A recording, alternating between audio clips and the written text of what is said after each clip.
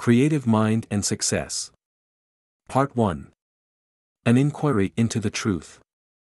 An inquiry into truth is an inquiry into the cause of things as the human race sees and experiences them. The starting point of our thought must always begin with our experiences. We all know that life is, else we could not even think that we are. Since we can think, say, and feel, we must be. We live, we are conscious of life, therefore we must be and life must be. If we are life and consciousness, self-knowing, then it follows that we must have come from life and consciousness. Let us start, then, with this simple fact: life is and life is conscious. But what is the nature of this life? Is it physical, mental, material, or spiritual?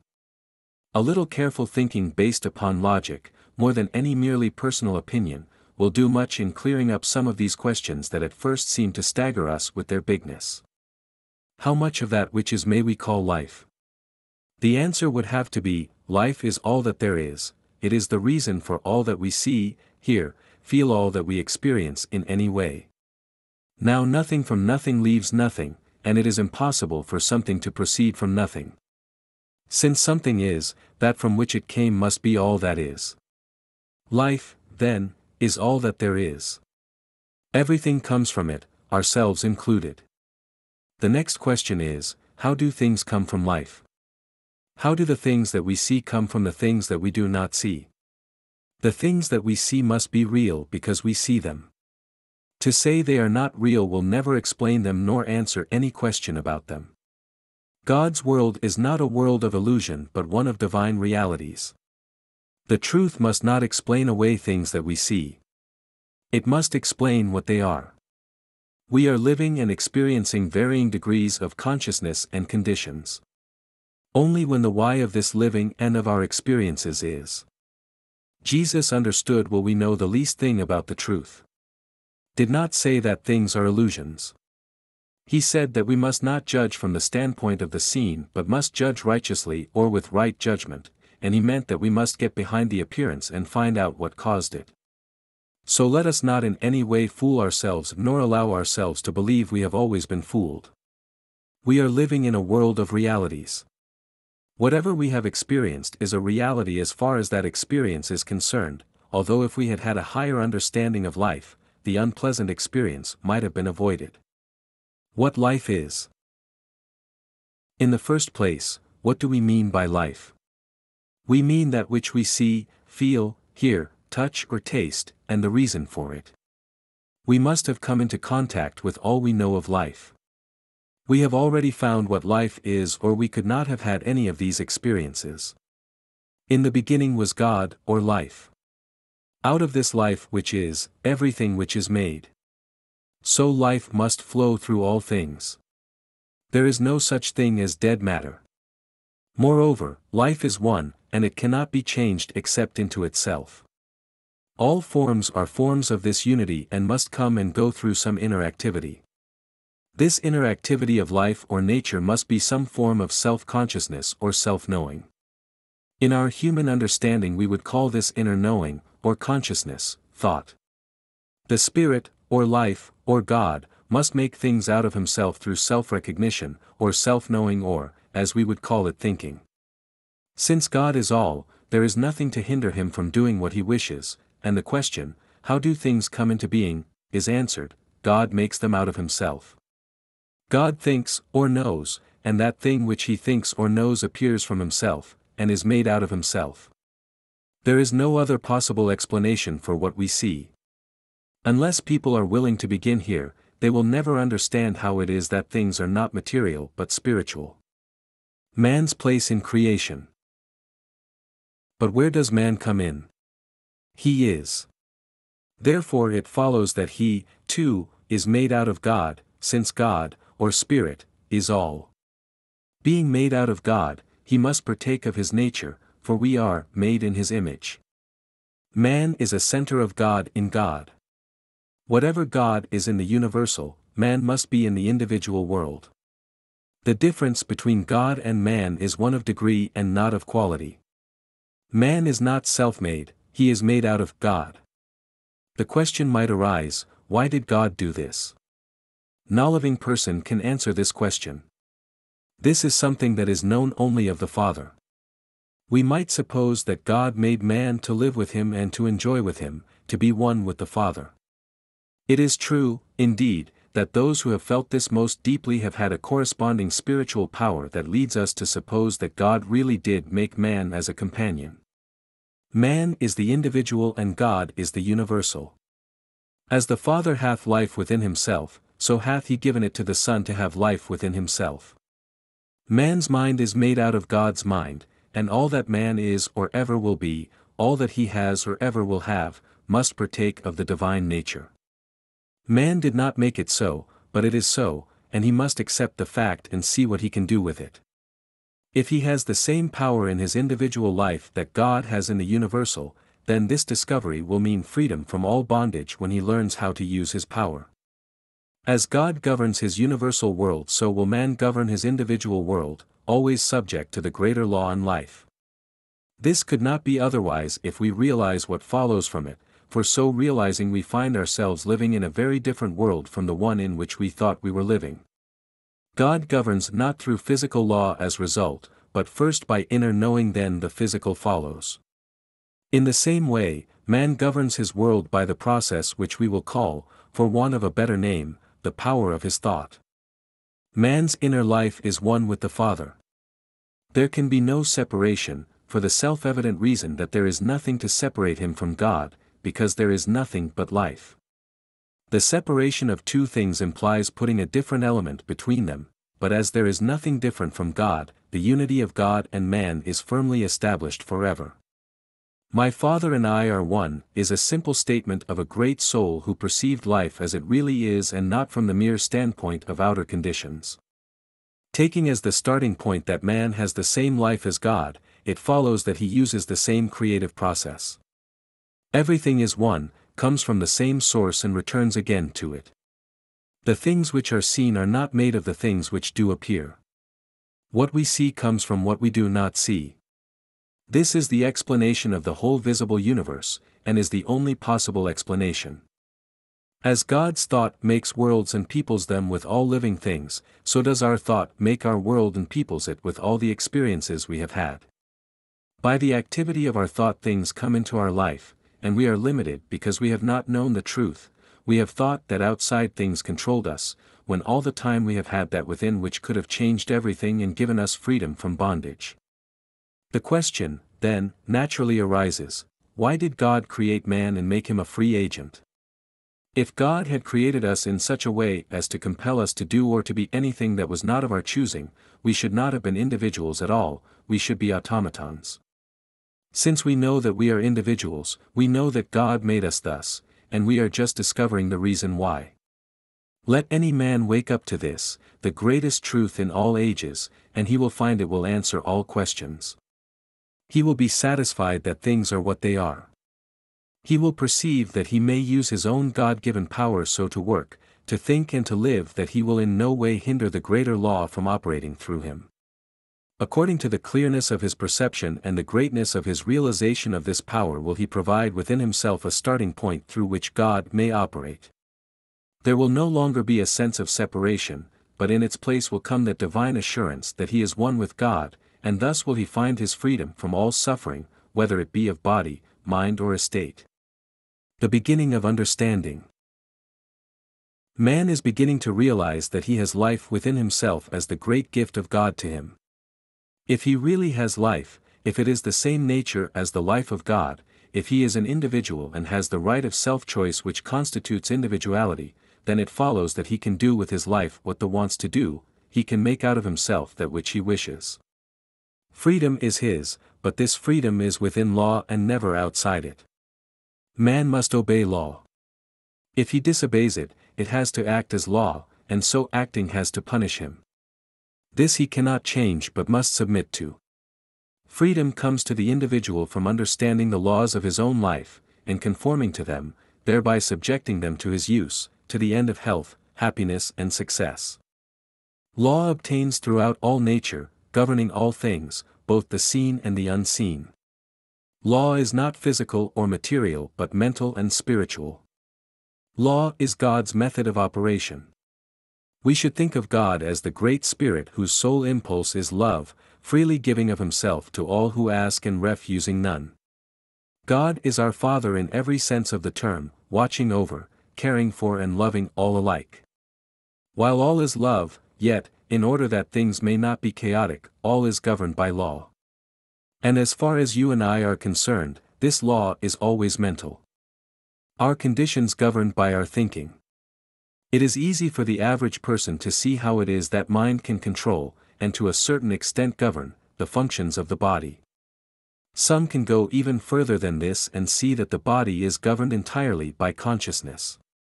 This they can see without much difficulty, but it is not so easy for them to see how it is that thought governs their conditions and decides whether they are to be successes or failures. Here we will stop to ask the question, if our conditions are not controlled by thought, by what, then, are they controlled? Some will say that conditions are controlled by circumstances. But what are circumstances? Are they cause or are they effect?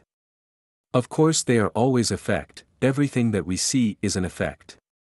An effect is something that follows a cause, and we are dealing with causation only. Effects do not make themselves, but they are held in place by mind, or causation.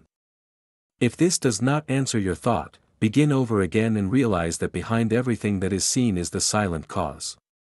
In your life you are that cause.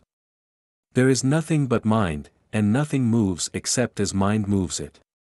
We have agreed that, while God is love, yet your life is governed absolutely by mind, or law. In our lives of conditions we are the cause, and nothing moves except as our mind moves it. The activity of our mind is thought. We are always acting because we are always thinking.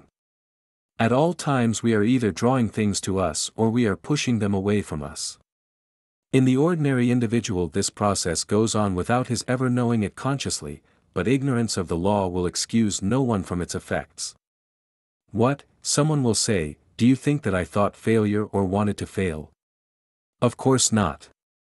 You would be foolish to think that, but according to the law which we cannot deny, you must have thought things that would produce failure.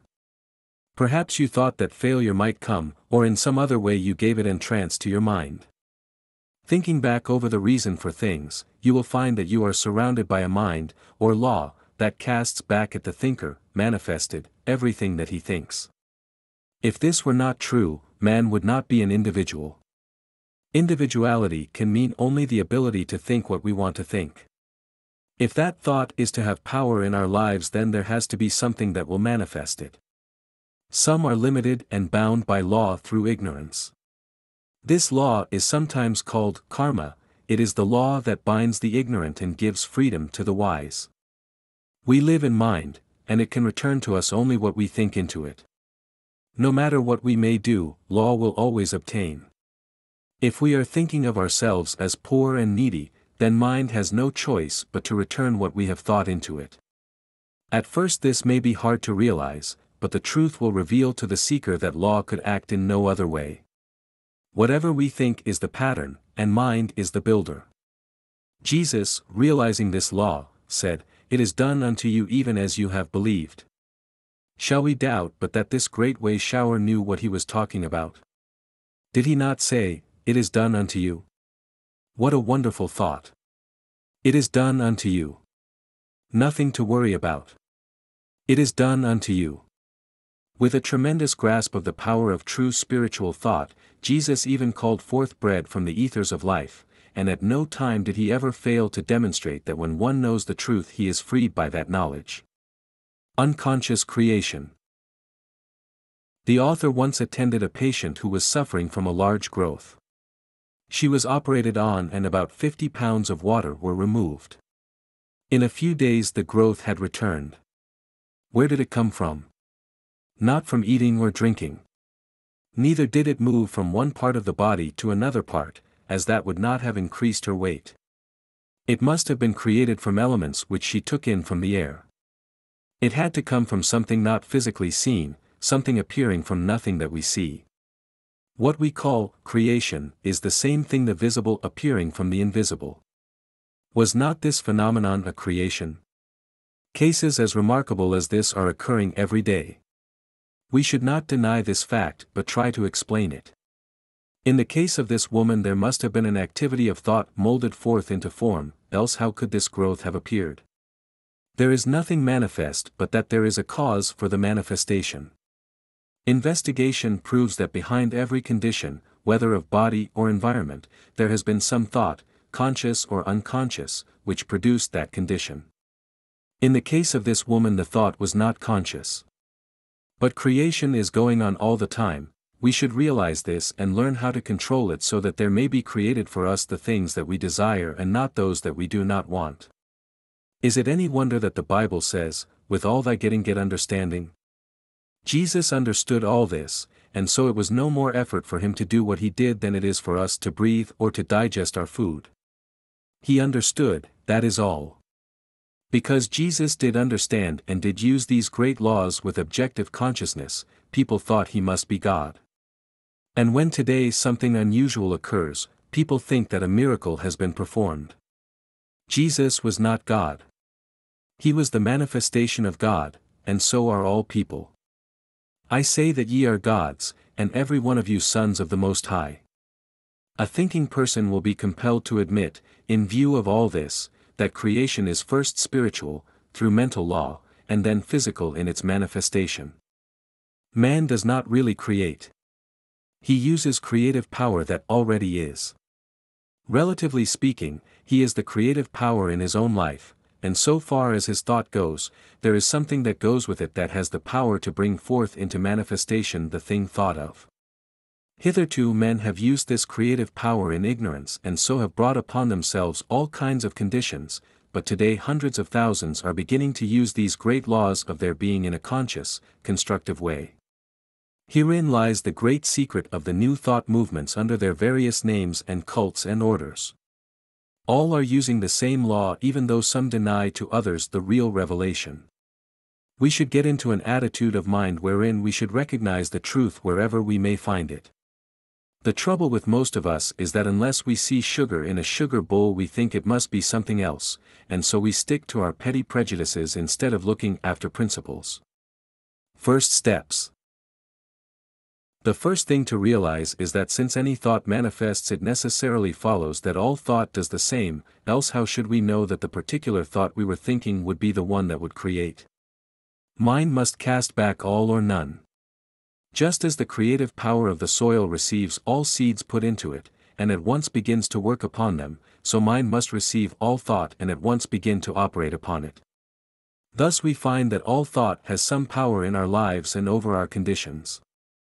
We are making our environments by the creative power of our thought. God has created us thus and we cannot escape it.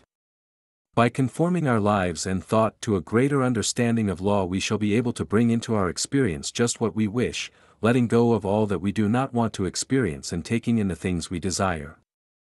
Every person is surrounded by a thought atmosphere. This mental atmosphere is the direct result of thought which in its turn becomes the direct reason for the cause of that which comes into our lives. Through this power we are either attracting or repelling. Like attracts like and we attract to us just what we are in mind. It is also true that we become attracted to something that is greater than our previous experience by first embodying the atmosphere of our desire. Every business, every place, every person, everything has a certain mental atmosphere of its own. This atmosphere decides what is to be drawn to it. For instance, you never saw a successful man who went around with an atmosphere of failure. Successful people think about success. A successful man is filled with that subtle something which permeates everything that he does with an atmosphere of confidence and strength. In the presence of some people we feel as though nothing were too great to undertake, we are uplifted, we are inspired to do great things, to accomplish, we feel strong, steady, sure. What a power we feel in the presence of big souls, strong men, noble women. Did you ever stop to inquire why it is that such persons have this kind of an effect over you while others seem to depress, to drag you down, and in their presence you feel as though life were a load to carry? One type is positive, the other negative. In every physical respect they are just alike, but one has a mental and spiritual power which the other does not have, and without that power the individual can hope to do but little. Which of these two do we like the better? With which do we want to associate? Certainly not with the one that depresses us, we have enough of that already. But what about the man who inspires us with our own worth? Ah, he is the man we will turn to every time. Before ever we reach him, in our haste to be near, even to hear his voice, do we not feel a strength coming to meet us? Do you think that this man who has such a wonderful power of attraction will ever want for friends? Will he ever have to look up a position? Already so many positions are open to him that he is weighing in his mind which one to take. He does not have to become a success, he already is a success. Thoughts of failure, limitation, or poverty are negative and must be counted out of our lives for all time. Somebody will say, but what of the poor, what are you going to do with them, are they to be left without help? No, 1,000 times no. The same power is in them that is in all men. They will always be poor until they awake and realize what life is. All the charity on earth has never done away with poverty, and never will. If it could have done so it would have done so, it could not, therefore it has not. It will do a man 1,000 times more good to show him how to succeed than it will to tell him he needs charity. We need not listen to all the calamity howlers. Let them howl if it does them any good. God has given us a power and we must use it. We can do more toward saving the world by proving this law than all that charity has ever given it. Right here, in the manifold world today, there is more money and provision than the world can use. Not even a fraction of the wealth of the world is used. Inventors and discoverers are adding to this wealth every day, they are the real people. But in the midst of plenty, surrounded by all the gifts of heaven, man sits and begs for his daily bread. He should be taught to realize that he has brought these conditions upon himself, that instead of blaming God, man, or the devil for the circumstances by which he is surrounded, he should learn to seek the truth, to let the dead bury their dead. We should tell every man who will believe what his real nature is, show him how to overcome all limitations, give him courage, show him the way. If he will not believe, if he will not walk in the way, it is not our fault, and having done all we can, we must go our way. We may sympathize with people but never with trouble, limitation or misery. If people still insist upon hugging their troubles to themselves, all the charity in the world will not help them. Remember that God is that silent power behind all things, always ready to spring into expression when we have provided the proper channels, which are receptive and positive faith in the evidence of things not seen with the physical eye but eternal in the heavens. All is mind, and we must provide a receptive avenue for it as it passes out through us into the outer expression of our affairs. If we allow the world's opinion to control our thinking, then that will be our demonstration. If, on the other hand, we rise superior to the world, we shall do a new thing. Remember that all people are making demonstrations, only most of them are making the ones they do not desire, but the only ones they can make with their present powers of perception. How to attain strength. Let us see that we use the right attitude of mind in all that we do, filling ourselves with such courage and power of strength that all thought of weakness flees before us. If any thought of weakness should come, ask this question: is life weak? If life is not weak and if God is not discouraged, then you are not, never were, and never will be. I should like to see the sickly, discouraged thought that could withstand this attitude of mind. No. Life is strong, and you are strong with the strength of the infinite. Forget all else as you revel in this strength. You are strong and can say I am. You have been laboring under an illusion, now you are disillusioned. Now you know, and knowing is using the law in a constructive way. I and my Father are one, this is strength for the weak, and life for all who believe. We can so fill ourselves with the drawing power of attraction that it will become irresistible. Nothing can hinder things from coming to the man who knows that he is dealing with the same power that creates all from itself, moves all within itself, and yet holds all things in their places. I am one with the infinite mind. Let this ring through you many times each day until you rise to that height that, looking, sees. In order to be sure that we are creating the right kind of a mental atmosphere and so attracting what we want, we must at first watch our thinking, lest we create that which we should not like to see manifest. In other words, we must think only what we wish to experience. All is mind, and mind casts back at the thinker that only which he thinks. Nothing ever happens by chance. Law governs all life, and all people come under that law.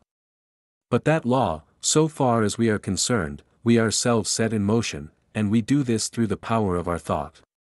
Each person is living in a world of his own making, and he should speak only such words and think only such thoughts as he wishes to see manifested in his life.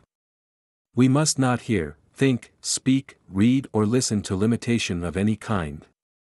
There is no way under heaven whereby we can think two kinds of thought and get only one result. It is impossible, and the sooner we realize it the sooner we shall arrive. This does not mean that we must be afraid to think lest we create the wrong image, but it does mean that the way most people think can produce nothing but failure. That is why so few succeed. The person who is to succeed will never let his mind dwell on past mistakes. He will forgive the past in his life and in the lives of other people. If he makes a mistake he will at once forgive it.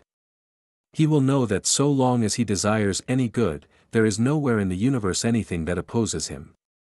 God does not damn anyone or anything, man damns everyone and everything. God does not make things by comparing his power with some other power. God knows that when he speaks it done, and if we partake of the divine nature we must know the same thing in our lives that God knows in his. I am the master of my fate. I am the captain of my soul. What we will attract. We will always attract to us, in our lives and conditions, according to our thought.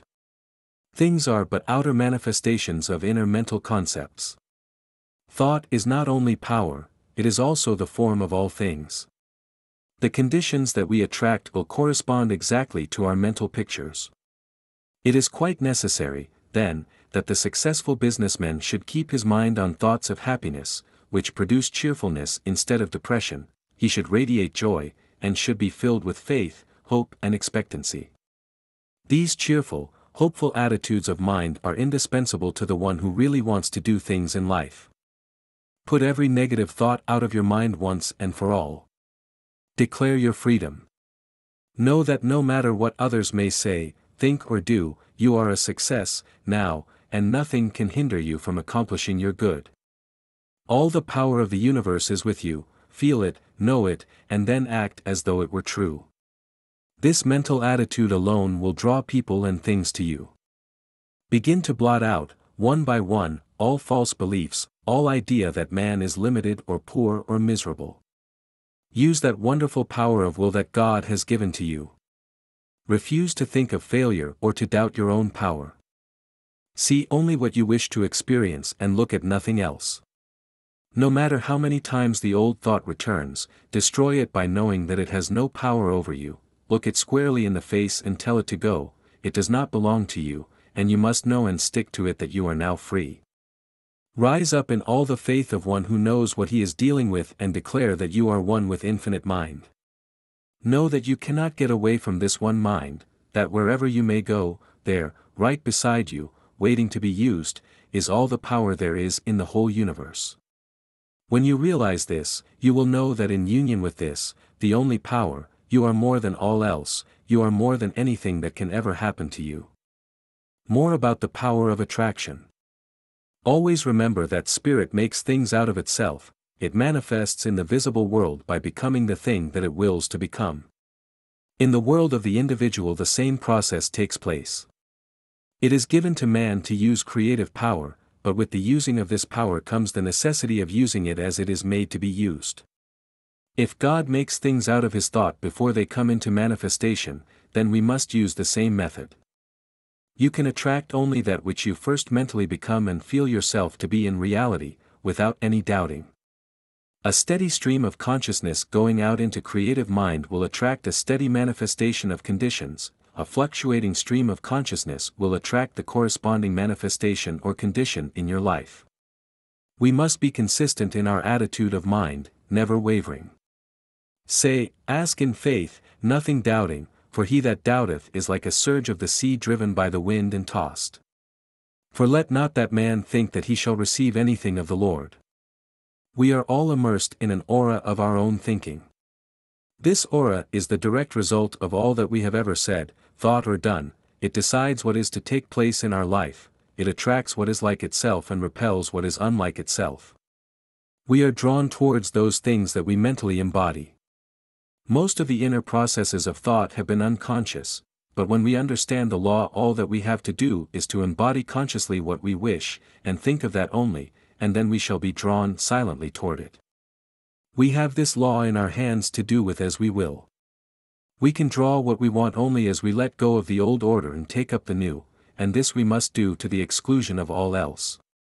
This is no weak man's job but an undertaking for a strong, self-reliant soul, and the end is worth the effort. The person who can hold his thought one-pointed is the one who will obtain the best results. But this does not imply the necessity of strain or anything of a strenuous nature. On the contrary, strain is just what we must avoid. When we know that there is but one power, we shall not struggle, we shall know, and in calmness we shall see only what we know must be the truth. This means a persistent, firm determination to think what we want to think, regardless of all outer evidence to the contrary. We look not to the seen but to the unseen. The king of Israel understood this when, looking upon the advancing host of the enemy, he said, "We have no might against this great company, but our eyes are upon the one power." How to attract friends. The man who has learned to love all people, no matter who they may be, will find plenty of people who will return that love to him.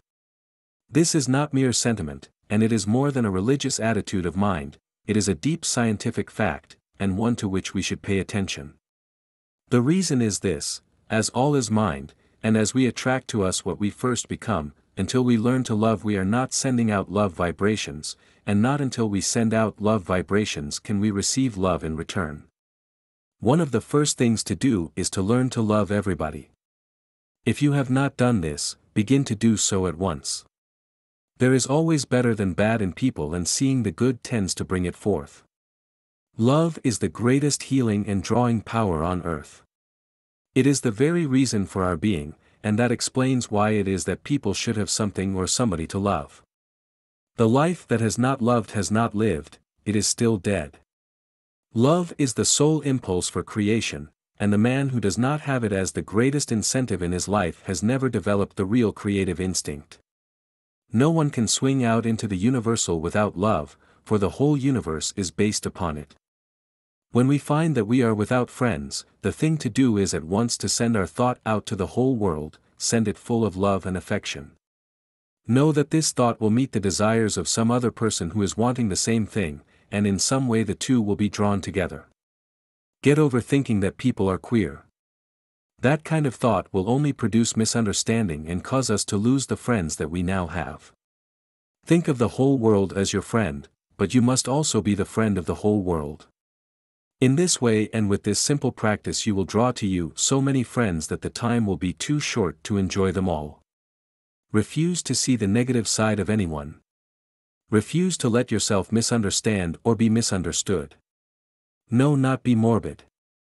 Know that everyone wants you to have the best, affirm this wherever you go, and then you will find things just as you wish them to be. The atmosphere created by a real lover of the race is so powerful that although his other shortcomings may be many, still the world will love him in return. To him who loveth much, much will be forgiven. People are dying for real human interest, for someone to tell them that they are all right. Which person do we like the better, the one who is always full of trouble and fault-finding, or the one who looks at the world as his friend and loves it? The question does not need to be asked. We know that we want the company of the person who loves and loving, forgets all else. The only reason we think other people are queer is because they do not happen to think as we do. We must get over this little, petty attitude and see things in the large. The person who sees what he wants to see, regardless of what appears, will someday experience in the outer what he has so faithfully seen within. From selfish motives alone, if from no loftier reason, we cannot afford to find fault or to hate or even to hold in mind anything against any living soul. The God, who is love, cannot hear the prayer of the man who is not love. Love and cooperation will yet be found to be the greatest business principle on earth. God is love. We will make our unity with all people, with all life. We will affirm that God in us is unified with God in all. This one is now drawing into our life all love and fellowship. I am one with all people, with all things, with all life. As I listen in the silence, the voice of all humanity speaks to me and answers the love that I hold out to it. This great love that I now feel for the world is the love of God, and it is felt by all and returned from all. Nothing comes in between because there is nothing but love to come in between. I understand all people, and that understanding is reflected back to me from all people. I help, therefore, I am helped. I uplift, therefore, I am uplifted. Nothing can mar this perfect picture of myself and my relations with the world. It is the truth, the whole truth, and nothing but the truth. I am now surrounded by all love, all friendship, all companionship, all health, all happiness, all success. I am one with life.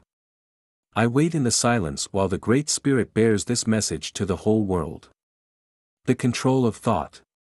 The man who can control his thought can have and do what he wishes to have and to do. Everything is his for the asking. He must remember that whatever he gets is his to use but not his to hold. Creation is always flowing by, and we have as much of it as we can take and use. More would cause stagnation. We are relieved of all thought of clinging to anybody or anything. Cannot the great principle of life create for us faster than we can spend or use? The universe is inexhaustible, it is limitless, it knows no bounds and has no confines. We are not depending on a reed shaken by the wind, but on the principle of life itself, for all that we want, have or ever shall have. It is not some power, or a great power, we affirm again, it is all power. All that we have to do is to believe this and act as though it were so, never wavering, not even once, no matter what happens. As we do this, we shall find that things are steadily coming our way, and that they are coming without that awful effort that destroys the peace of the majority of the race. We know that there can be no failure in the divine mind, and this mind is the power on which we are depending. Now, just because we are depending upon divine mind, we must not think that we do not have to do our share. God will work through us if we will let Him, but we must act in the outer as though we were sure of ourselves. Our part is to believe, and then to act in faith. Jesus went to the tomb of Lazarus believing and knowing that God was working through him. Often, we may have to go somewhere or do something, and we must know with deep conviction that there will be a power going with us that none can gainsay. When we feel this secure place in our thought, all that we will have to do is to act. There is no doubt but that the creative power of the universe will answer, it always does. And so, we need not take the worry upon ourselves, but rather we will make known our requests with thanksgiving. When Jesus said, "All things whatsoever ye pray and ask for, believe that ye receive them and ye shall have them," he was uttering one of those many deep truths that were so clear to him and that we are just beginning to see. He knew that everything is made out of mind and that without that positive acceptance on the part of the individual there is no mold into which mind can pour itself forth into form. In the mind of God there is the correct mold, the true knowing, but in the mind of man there is not always this true knowing. Since God can do for us only by doing through us, nothing can be done for us unless we are positively receptive, but when we realize the law and how it works, then we will provide that complete inner acceptance. By so doing we permit the Spirit to do the work, to make the gift. The reason we can make our requests known with thanksgiving is because we know from the beginning that we are to receive and therefore we cannot help being thankful. This grateful attitude to the Spirit puts us in very close touch with power and adds much to the reality of the thing that we are dealing with. Without it we can do but little. So let us cultivate all the gratitude that we can. In gratitude we will send our thoughts out into the world, and as it comes back it will come laden with the fruits of the Spirit. Creating atmosphere. To the student who has realized that all is mind and that everything is governed by law, there comes another thought, it is that he can create, or have created for him, from his own thinking. He can create such a strong mental atmosphere of success that its power of attraction will be irresistible. He can send his thought throughout the world and have it bring back to him whatever he wants. He can so fill his place of business with the power of success that it will draw from far and near. Thought will always bring back to us what we send out. First, we must clear our thought of all unbelief. This book is written for those who believe, and to those who do believe it will come true in their lives. Without mental clearness on the part of the thinker there can be no real creative work done. As water will reach only its own level, so mind will return to us only what we first believe. We are always getting what we believe but not always what we want. Our thought has the power to reach, in the outer form of conditions, an exact correspondence to our inner convictions. By thinking, you set in motion a power that creates. It will be exactly as you think. You throw out into mind an idea, and mind creates it for you and sets it on the path of your life. Think of it, then, as your greatest friend. It is always with you wherever you may be. It never deserts you. You are never alone. There is no doubt, no fear, no wondering, you know.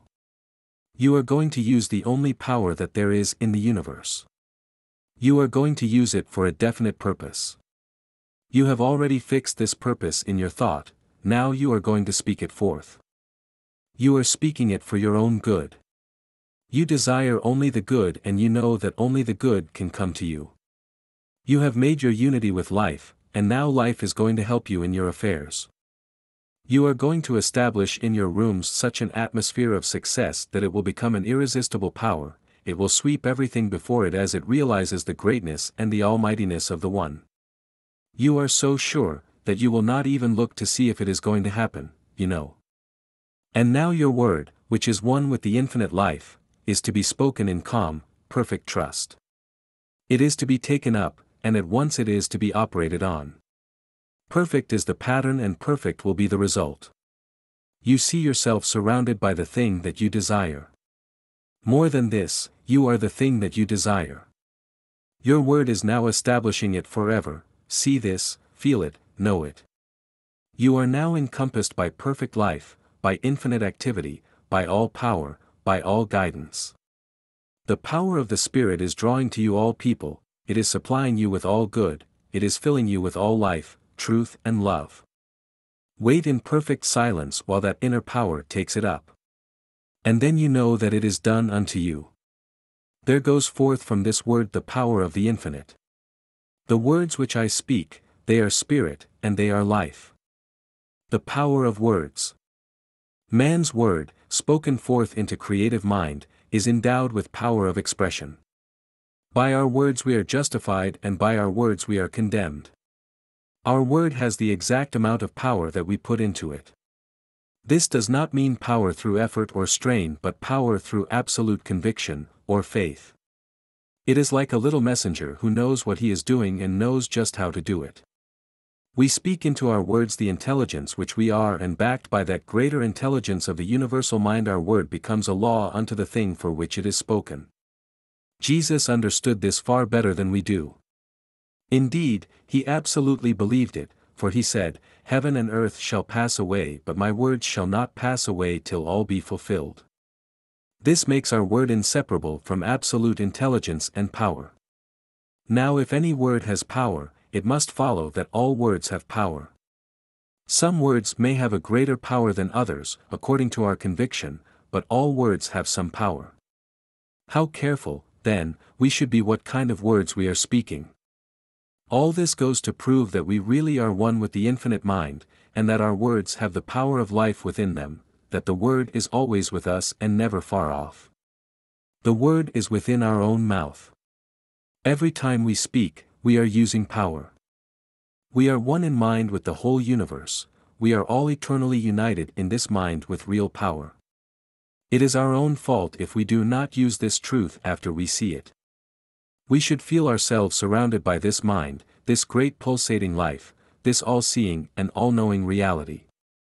When we do feel this near presence, this great power and life, then all we have to do is to speak forth into it, speak with all the positive conviction of the soul that has found its source, and above all else never fear but that it will be done unto us even as we have believed. What wonderful power, what a newness of life and of power of expression, is waiting for those who really believe. What may the race not attain to when men wake up to the real facts of being? As yet the race has not begun to live, but the time is drawing near. Already thousands are using this great power, and thousands are eagerly watching and waiting for the new day. Why belief is necessary? Always when we pray, we must believe. Our idea of prayer is not so much asking God for things as it is believing that we already have the things that we need. As we have said before, this already believing is necessary because all is mind, and until we have provided that full acceptance, we have not made a mold into which mind could pour itself and through which it could manifest. This positive belief is absolutely essential to real creative work, and if we do not at present have it, then we must develop it. All is law, and cause and effect obtained through all life. Mind is cause, and what we term matter, or the visible, is effect. As water will freeze into the form that it is poured, so mind will solidify only into the forms that our thought takes. Thought is form. The individual provides the form, he never creates or even manifests, that is, of himself, there is something that does all this for him. His sole activity is the use of this power. This power is always at hand ready to be spoken into and at once ready to form the words into visible expression. But the mold that most of us provide is a very poor one, and we change it so quickly that it is more like a motion picture than anything else. Already we have the power, it is the gift of the Most High in its finite expression.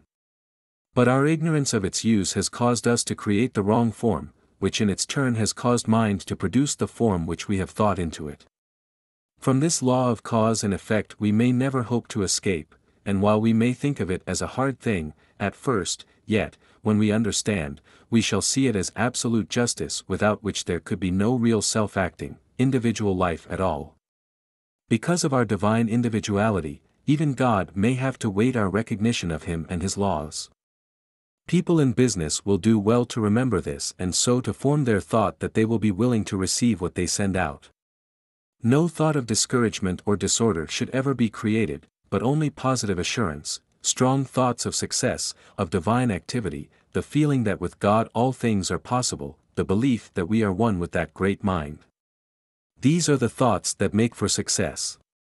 The realization that we are dealing with one and not with two powers enables us to think with clearness.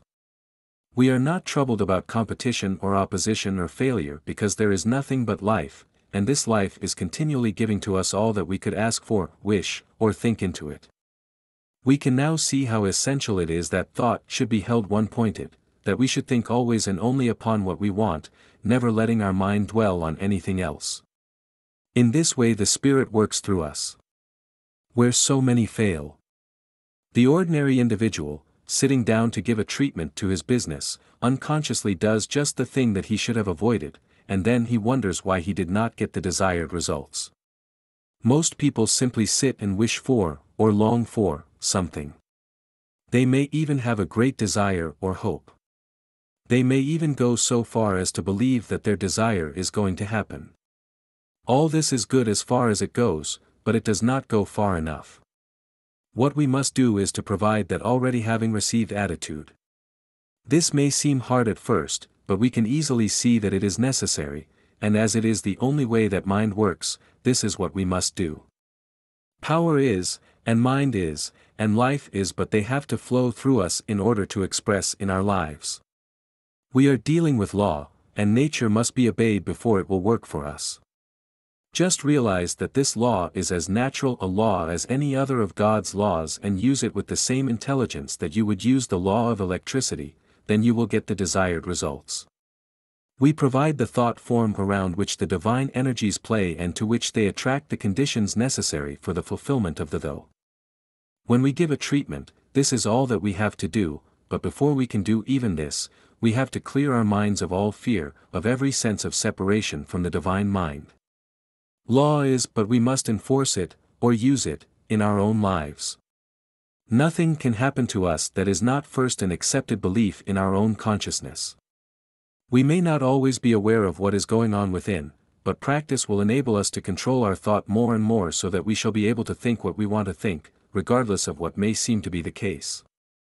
Each person has within himself the capacity of knowing and making use of the law, but it must be consciously developed. This is done by practice, and by willingness to learn and to utilize whatever we know so far as we have gone. The individual who has the most power is the one who has the greatest realization of the divine presence, and to whom this means the most as an active principle of his life. We all need more backbone and less wishbone. There is something which waits only our recognition to spring into being, bringing with it all the power in the universe. Using the imagination. Just imagine yourself surrounded by mind, so plastic, so receptive, that it receives the slightest impression of your thought. Whatever you think it takes up and executes for you. Every thought is received and acted upon. Not some but all thoughts. Whatever the pattern we provide, that will be our demonstration. If we cannot get over thinking that we are poor, then we will still remain poor. As soon as we become rich in our thought, then we will be rich in our expression. These are not mere words, but the deepest truth that has ever come to the human race. Hundreds of thousands of the most intelligent thinkers and the most spiritual people of our day are proving this truth.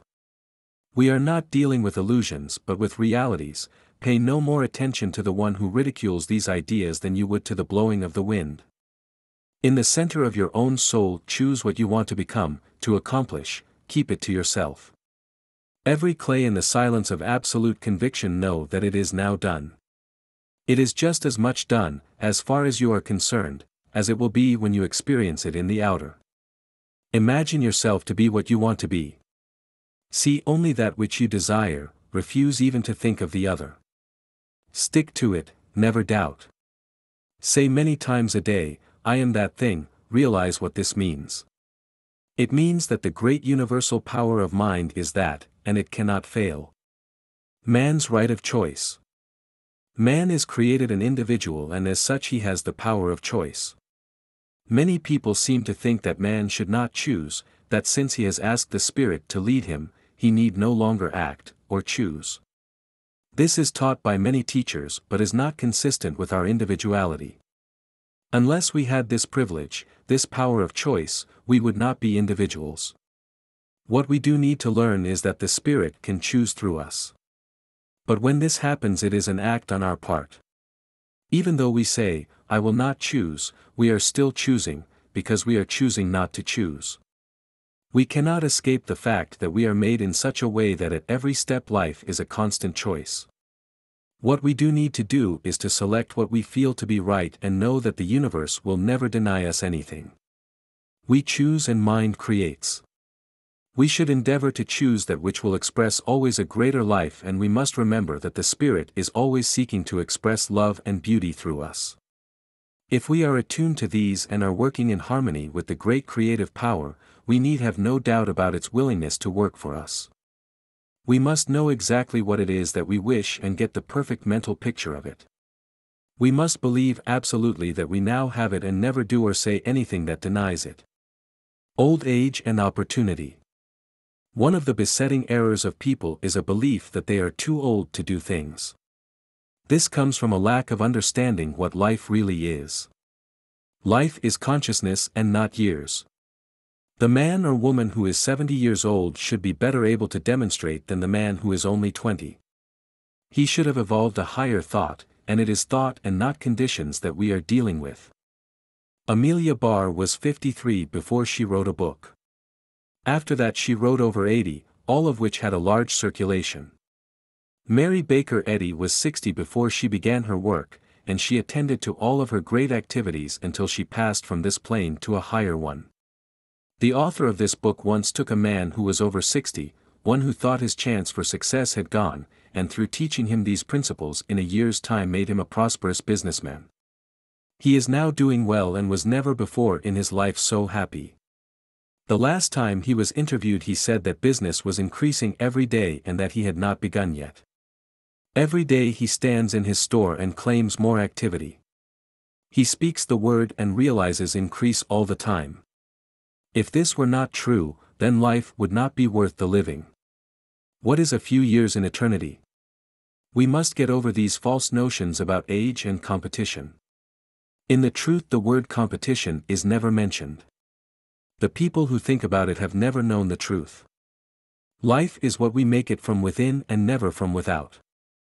We are just as old as we think we are, no matter what the number of years may have been that we have lived on this planet. Demonstrating success in business. All demonstrations take place within us.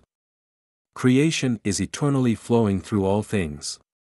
The law is always working from that inner pattern. We do not struggle with conditions, we use principles which create conditions. What we can mentally encompass we can accomplish, no matter how hard it may seem from the outside. All external things are but the outer rim of inner thought activity. You can easily prove this for yourself. If you are in business, say, running an ice cream stand or counter, and are not doing good business, look carefully into your own thought and see what you will find. You will find that it is an established belief there that business is not good. You are not feeling a sense of activity. You will not find within your thought any feeling of success. You are not expecting many customers. Now suppose someone comes along and says to you, "What is the matter? Why are you not doing more business?" This is about what the answer would be: people don't seem to want what I have to sell. Or perhaps something like this: I am too old to compete with modern methods. Or even, well, times are hard. All this is negative thought. Now this man to whom you are talking does not believe a word you have said. He knows that causation is in mind and not in matter, and he says, "The whole thing is in your own mind, the trouble with you is that you don't feel that you are a success." Perhaps you have heard something of this before. If so, you will ask him what he means, or perhaps you think he is talking about something peculiar, but we are taking it for granted that you are so anxious to do something to make your business a success that you will be willing to try anything, so you ask him to explain. He begins by telling you all is mind, nothing moves but mind moves it, and that you are a center in this mind.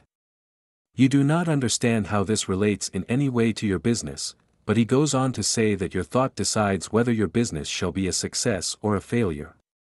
Here you become indignant and ask if he means to tell you that you want to fail. Of course, he knows you do not, and he explains that while you wish success, you are thinking failure, fearing it, and that there is a law that makes your thought, never asking questions but at once sets about its fulfillment. You become interested and ask how this can be. In return you are asked this question: how did anything come into being? This sets you to thinking, and of course you realize that there was a time when nothing existed but life, so, whatever has come into being must have come from that life, for what we see must come from that which we do not see. You have to admit that. Then what you do not see must be the cause of everything, and you must also admit that, and that cause works by law, this you are compelled to admit. Then this law, being everywhere, must be in you. This is harder for you to see, but after much thought you begin to realize that it is so. Then you, without knowing where your thought processes were leading you, have conceded that you, yourself, are the reason for what happens in your life, be it success or failure. God couldn't make you any other way and at the same time make you a self-choosing individual. This is plain. Now what are you going to do about it? This is what you must do. For every time that you have thought failure you are going to replace it with strong radiant thoughts of success. You are going to speak activity into your business. You are going daily to see nothing but activity and to know that it is law that you are using, universal law, and as such your thought is as sure as the thought of God. Daily you are going to give to the great creative mind exactly what you want to happen. You will see only what you desire, and in the silence of your soul you will speak, and it will be done unto you. You will come to believe that a great divine love flows through you and your affairs.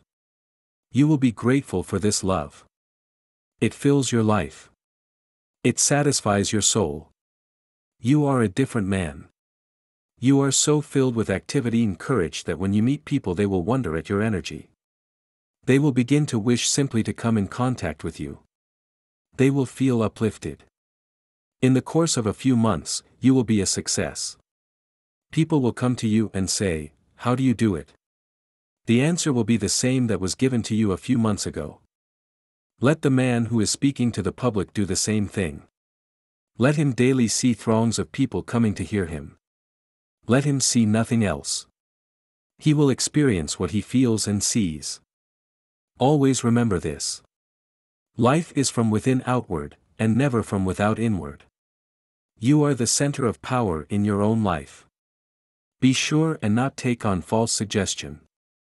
The world is full of calamity howlers. Turn from them, everyone, no matter how great you think they may be. You haven't the time to waste over anything that is negative. You are a success, and you are giving to the law, every day, just what you want done. And the law is always working for you. All fear has gone, and you know that there is but one power in all the universe. Happy is the man who knows this, the greatest of all truths. The whole thing resolves itself into our mental ability to control our thought.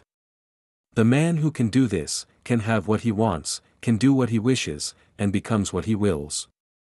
Life, God, the universe, is his. Money a spiritual idea. Many people seem to think that money must be evil, although I have never as yet seen any who did not want a lot of this evil in their lives. If all is an expression of life, then money is an expression of life, and as such, must be good. Without a certain amount of it in this life, we would have a hard time. But how to get it, that is the race problem. How shall we acquire wealth? Money didn't make itself, and not being self-creative it must be an effect. Behind it must be the cause that projects it. That cause is never seen, no cause is ever seen. Consciousness is cause, and people who have a money consciousness have the outward expression of it. People who have it as a sure reality in their mind, have it as an expression in their pocket. People who don't have this mental likeness don't have money in their pockets. What we need to do is to acquire a money consciousness. This may seem very material, but the true idea of money is not material, it is spiritual. We need to make our unity with it. We can never do this while we hold it away from us by thinking that we haven't it. Let us change the method and begin to make our unity with supply by daily declaring that all the power in the universe is daily bringing to us all that we can use. Feel the presence of supply. Know that it is yours now. Make yourself feel that you now have, and to you shall be given. Work with yourself until there is nothing in you that doubts. Money cannot be kept away from the man who understands that all is mind, and that divine law governs his life. Daily give thanks for perfect supply. Feel it to be yours, that you have entered into the full possession of it now. Refuse to talk poverty or limitation.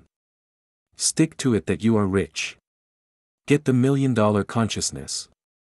There is no other way, and this will react into everything that you do. See money coming to you from every source and from every direction. Know that everything is working for your good. Realize in your life the presence of an omnipotent power.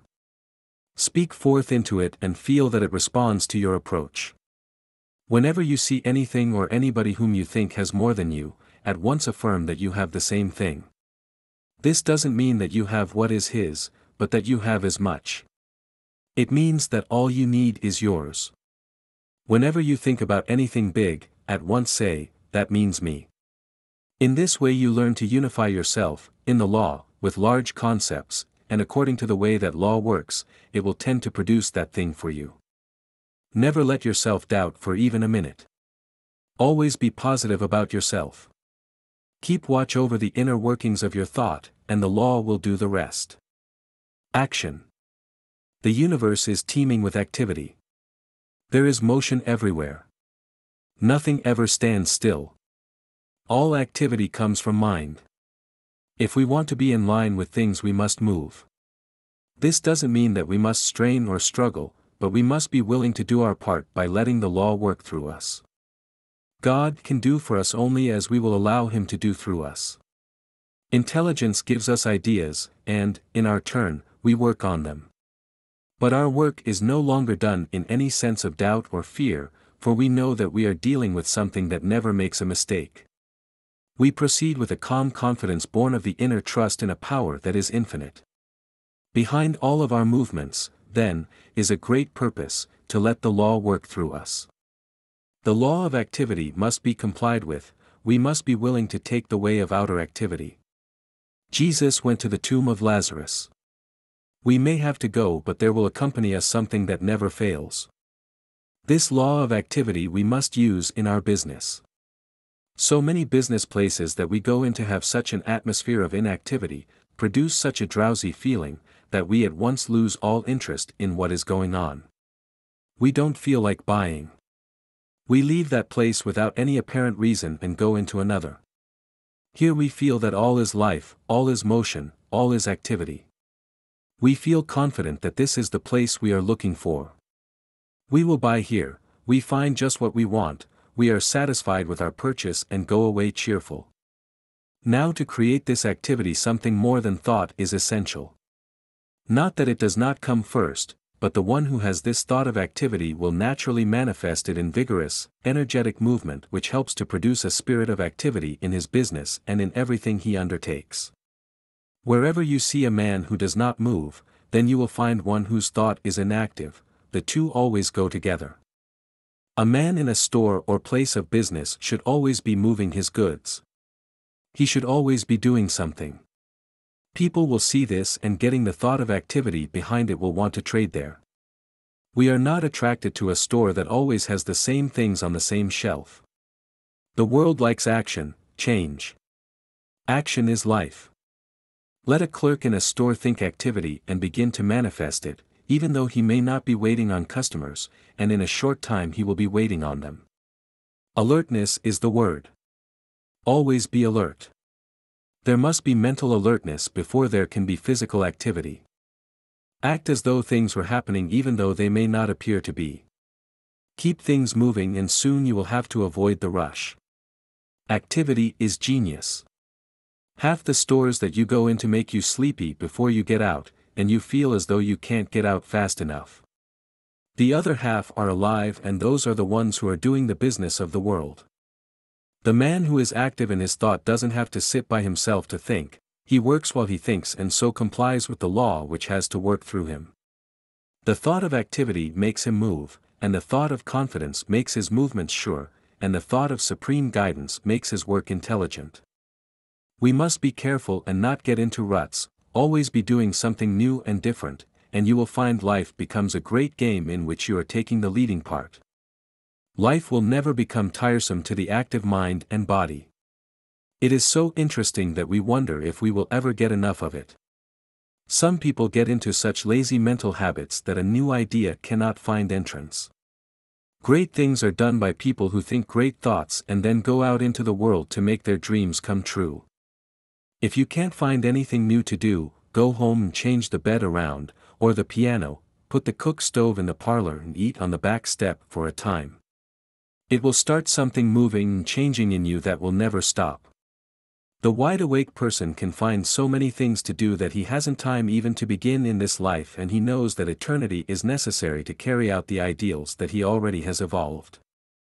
Everything comes from mind, but mind acts on itself, and we must act on ourselves and on conditions, not as a slave but as a master. Be interested in life, if you want life to be interested in you. Act in life and life will act through you. So will you also become one of the great people on earth. Ideas of the infinite. Suppose that we wish to draw from the universal mind some definite idea, some guidance, some information, some leading. How are we going to do this? First, we must become convinced that we can do it. Where do all the inventions come from? Where does Edison get his information about electricity? Where, if not direct from the mind of the universe? Everything that has ever come into the race comes direct from mind. There is nothing else it could come from.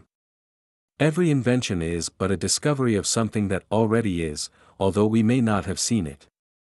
Where does the harmony of music come from? Where could it originate except in mind? Does not a great musician listen and hear something that we do not hear? His ear is attuned to harmony, and he catches it straight from life itself and interprets it to the world. We are surrounded by the music of the spheres, but few of us ever catch the sound. We are so filled with trouble that the divine melody is never heard. If we could see, if we could hear, if we could understand, if we only realized the presence of the All, what could we not do? When a great thought springs up in the mind of an individual, when a great poem is written, when a great work of art is wrought by some receptive artist, it is simply a sign that the veil is thin between, he has caught a glimpse of reality. But for most of us, inspiration is not to be depended on, and we must take the slower but none the less sure method of receiving straight from the infinite. The method is a simple one and very effective. When you want to know a certain thing, or how to begin a certain line of action, first, you must be quiet within yourself. You must not be confused by any outward appearance. Never become disturbed by effects. They didn't make themselves and have no intelligence to contradict you. Be quiet until you realize the presence of absolute intelligence all around you, of the mind that knows. Now get a perfect picture of just what you desire. You cannot get a picture unless you know what it is you want. Put your mind in touch with universal mind, saying just what you are waiting for. Ask for it, believe that you are receiving it, and wait. After a few minutes declare that you now know, even though you may not seem to know, yet in the depths of consciousness you have received the impression. Give thanks that you now receive. Do this every day until you get some direction. It is sometimes a good thing to do this just before going to sleep. Never, after you have done this, deny the knowledge that has been given you. The time will come when some idea will begin to take form. Wait for it and, when it does appear, act upon it with all the conviction of one who is perfectly sure of himself. You have gotten understanding straight from the source of all understanding, knowledge from the source of knowledge. All can do this if they will be persistent. It is a sure direction and guidance and will never fail us. But we must be sure that we are not denying in other moments what we affirm in the moments of faith. In this way we will make fewer mistakes and in time our lives will be controlled by supreme wisdom and understanding. Don't be a leaner. Never lean on other people. You have strength of your own that is great enough to do all that is necessary. The Almighty has implanted genius within the soul of everyone, and what we need to do is to unearth that inner genius and cause it to shine forth. We will never do this while we look to others for guidance. To thine own self-repair, wait thou within the silence dim, and thou shalt find him there. All the power and intelligence of the universe is already within, waiting to be utilized. The divine spark must be fanned into a blaze of the living fire of your own divinity. Self-reliance is the word to dwell on. Listen to your own voice, it will speak in terms that are unmistakable. Trust in your own self more than in all else. All great men have learned to do this. Every person, within his own soul, is in direct communication with the infinite understanding. When we depend on other people, we are simply taking their light and trying to light our path with it. When we depend on ourselves, we are depending on that inner voice that is God, speaking in and through man. Man is the inlet and the outlet to all there is in God. God has made us and brought us up to where we recognize our own individuality. From now on we will have to let Him express through us. If it were different, we should not be individuals. Behold, I stand at the door and wait. This is a statement of the near presence of power, but we, the individual, must open the door. This door is our thought, and we are the guardian of it, and when we do open the door, we will find that the divine presence is right at hand, waiting, ready and willing to do for us all that we can believe. We are strong with the strength of the infinite. We are not weak. We are great and not mean. We are one with the infinite mind. When you have a real thing to do, keep it to yourself. Don't talk about it. Just know in your own mind what it is that you want and keep still about it. Often when we think that we will do some big thing, we begin to talk about it, and the first thing we know, all the power seems to be gone.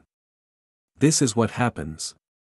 We are all sending out into mind a constant stream of thought. The clearer it is, the better will it manifest. If it becomes doubtful, it will not have so clear a manifestation. If it is confused, it will manifest only confusion. All this is according to the law of cause and effect, and we cannot change that law. Too often, when we tell our friends what we are going to do, they confuse our thought by laughing about it, or by doubting our capacity to do so large a thing. Of course, this would not happen if we were always positive, but when we become the least bit negative, it will react, and we will lose that power of clearness which is absolutely necessary to good creative work. When you want to do a big thing, get the mental pattern, make it perfect, know just what it means, enlarge your thought, keep it to yourself, pass it over to the creative power behind all things, wait and listen, and when the impression comes, follow it with assurance. Don't talk to anyone about it. Never listen to negative talk or pay any attention to it, and you will succeed where all others fail. Causes and conditions. When we realize that life is not fundamentally physical, but mental and spiritual, it will not be hard for us to see that by a certain mental and spiritual process we can demonstrate what we want. We are not dealing with conditions but with causes. Causes originate only from the unseen side of life. This is not strange, as the same might be said of electricity, or even of life itself. We do not see life, we only see what it does. This we call a condition. Of itself it is simply an effect. We are living in the outer world of effects and in the inner world of causes.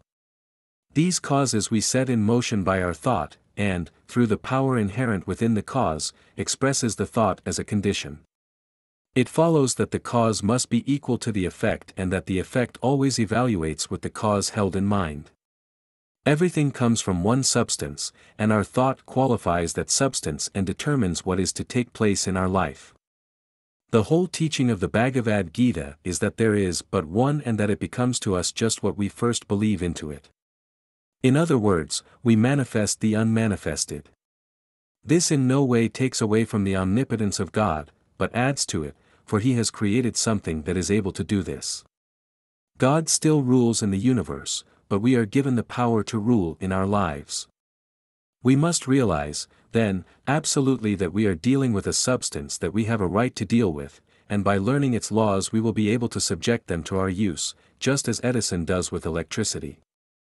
Law is, but we must use it. The substance that we deal with, in itself, is never limited, but we often are, because we draw only what we believe. Because we are limited is no reason why the universe should have limitation. Our limitation is only our unbelief. Life can give us a big thing or a little thing. When it gives us a little thing, it is not limited, any more than life is limited when it makes a grain of sand, because it could just as well have made a planet. But in the great scheme of things all kinds of forms, small and large, are necessary, which, combined, make a complete whole. The power and substance behind everything remain infinite. Now this life can become to us only through us, and that becoming is the passing of spirit into expression in our lives through the form of the thought that we give to it. In itself life is never limited, an ant has just as much life as an elephant though smaller in size. The question is not one of size but one of consciousness. We are not limited by actual boundaries, but by false ideas about life and by a failure to recognize that we are dealing with the infinite. Limitation is an experience of the race, but it is not the fault of God, it is the fault of man's perception. And to prove that this is so, let any man break the bonds of this false sense of life and he at once begins to express less and less limitation. It is a matter of the growth of the inner idea. People often say when they are told this, "Do you think that I decided to be poor and miserable? Do you take me for a fool?" No, you are not a fool, but it is quite possible that you have been fooled, and most of us have been. I know of no one who has escaped being fooled about life. You may not have had thoughts of poverty, but at the same time you may have had thoughts that have produced it. Just watch the process of your thinking and see how many times a day you think something that you would not want to happen. This will satisfy you that you need to be watchful, that your thought needs to be controlled. What we need to do is to reverse the process of our thinking and see to it that we think only positive, constructive thoughts. A calm determination to think just what we want to think regardless of conditions will do much to put us on the highway to a greater realization of life. Of course, we will fall, of course the road is not easy, but we will be growing. Daily we will be giving to the creative mind a newer and a greater concept to be worked out into the life around us. Daily we will be overcoming some negative tendency. We must stick to it until we gain the mastery of all our thought, and in that day, we will rise never to fall again. We must be good-natured with ourselves, never becoming discouraged or giving up until we overcome. Feel that you are always backed by an omnipotent power and a kind Father of love, and the way will become easier. Mental equivalence. One of the most necessary things to remember is that we cannot demonstrate life beyond our mental ability to embody. We give birth to an idea only from within ourselves. What we are, we put into our thinking. What we are not, we cannot put into it. If we are to draw from life what we want, we must first think it forth into life. It always produces what we think. In order to have success, we must first conceive it in our own thought. This is not because we are creators, but because the flow of life into manifestation, through us, must take the form we give to it, and if we want a thing, we must have within ourselves the mental equivalent before we get it. This is what Jesus meant when he said that we must believe when we pray. This belief is providing within us that something which knows before it sees what it asks for. For instance, suppose a man is praying for activity, our idea of prayer is the accepting of a thing before we get it, in his affairs. First, before this activity can come, he must have it within himself, he must come to see activity in everything, there must be something that corresponds to the thing that he wants, he must have a mental equivalent. We find that we attract to ourselves as much of anything as we embody within.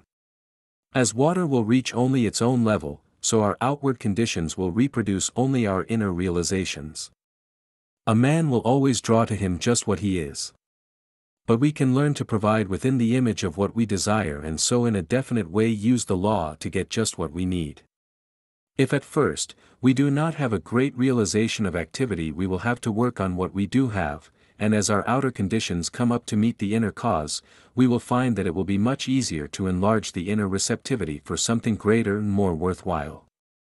Of one thing we may be assured: we must all start somewhere, and that somewhere is within ourselves. In this within we must make the affirmation, and there, too, we must do the real work of realization.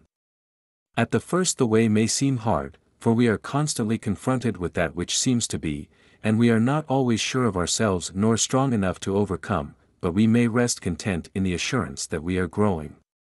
Every day we will be providing a bigger concept of life, and with the inner growth we will have an enlarged power to speak forth into the creative mind, with the result that we shall get a fresh impulse and be doing a bigger thing for ourselves.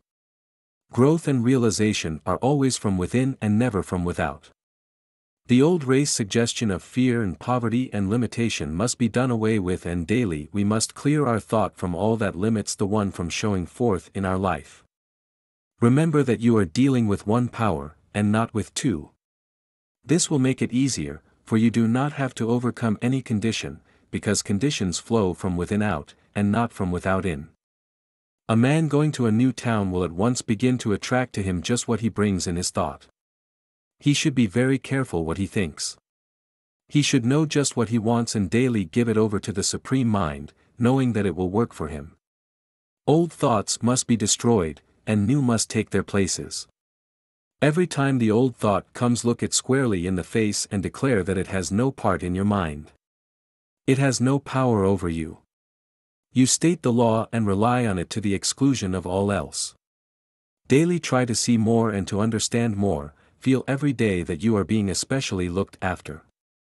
There is no special creation for any individual, but we all specialize the law every time we think into it. For all our thought is taken up and something is always done with it. A good practice is to sit and realize that you are a center of divine attraction, that all things are coming to you, that the power within is going out and drawing back all that you will ever need.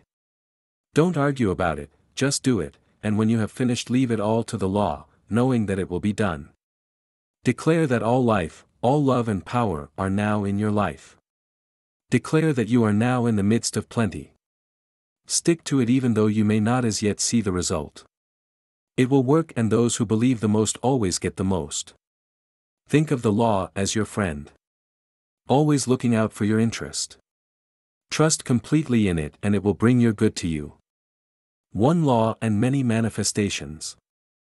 People often ask if the law will not bring harm as well as good. This question would never be asked if people understood what universal law really means. Of course, it will bring us what we think. All law will do the same thing. The law of electricity will either light our house or burn it down. We decide what we are to do with the law. Law is always impersonal. There is no likelihood of using the law for harmful purposes if we always use it for the more complete expression of life. We must not use it for any purpose that we would not like to experience ourselves.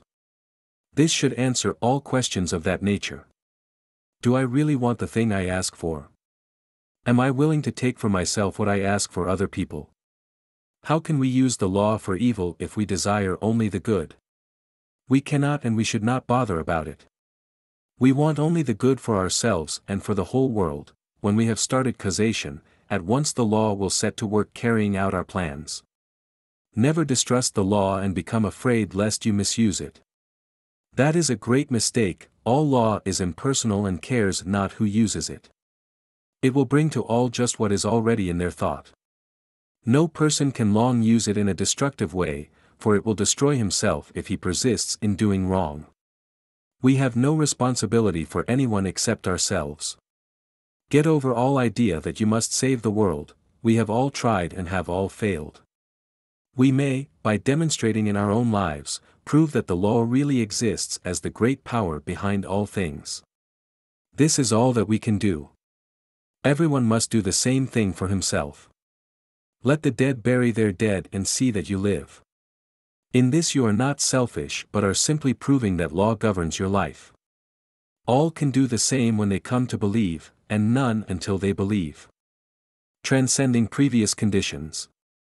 What if at times we attract something that we do not want?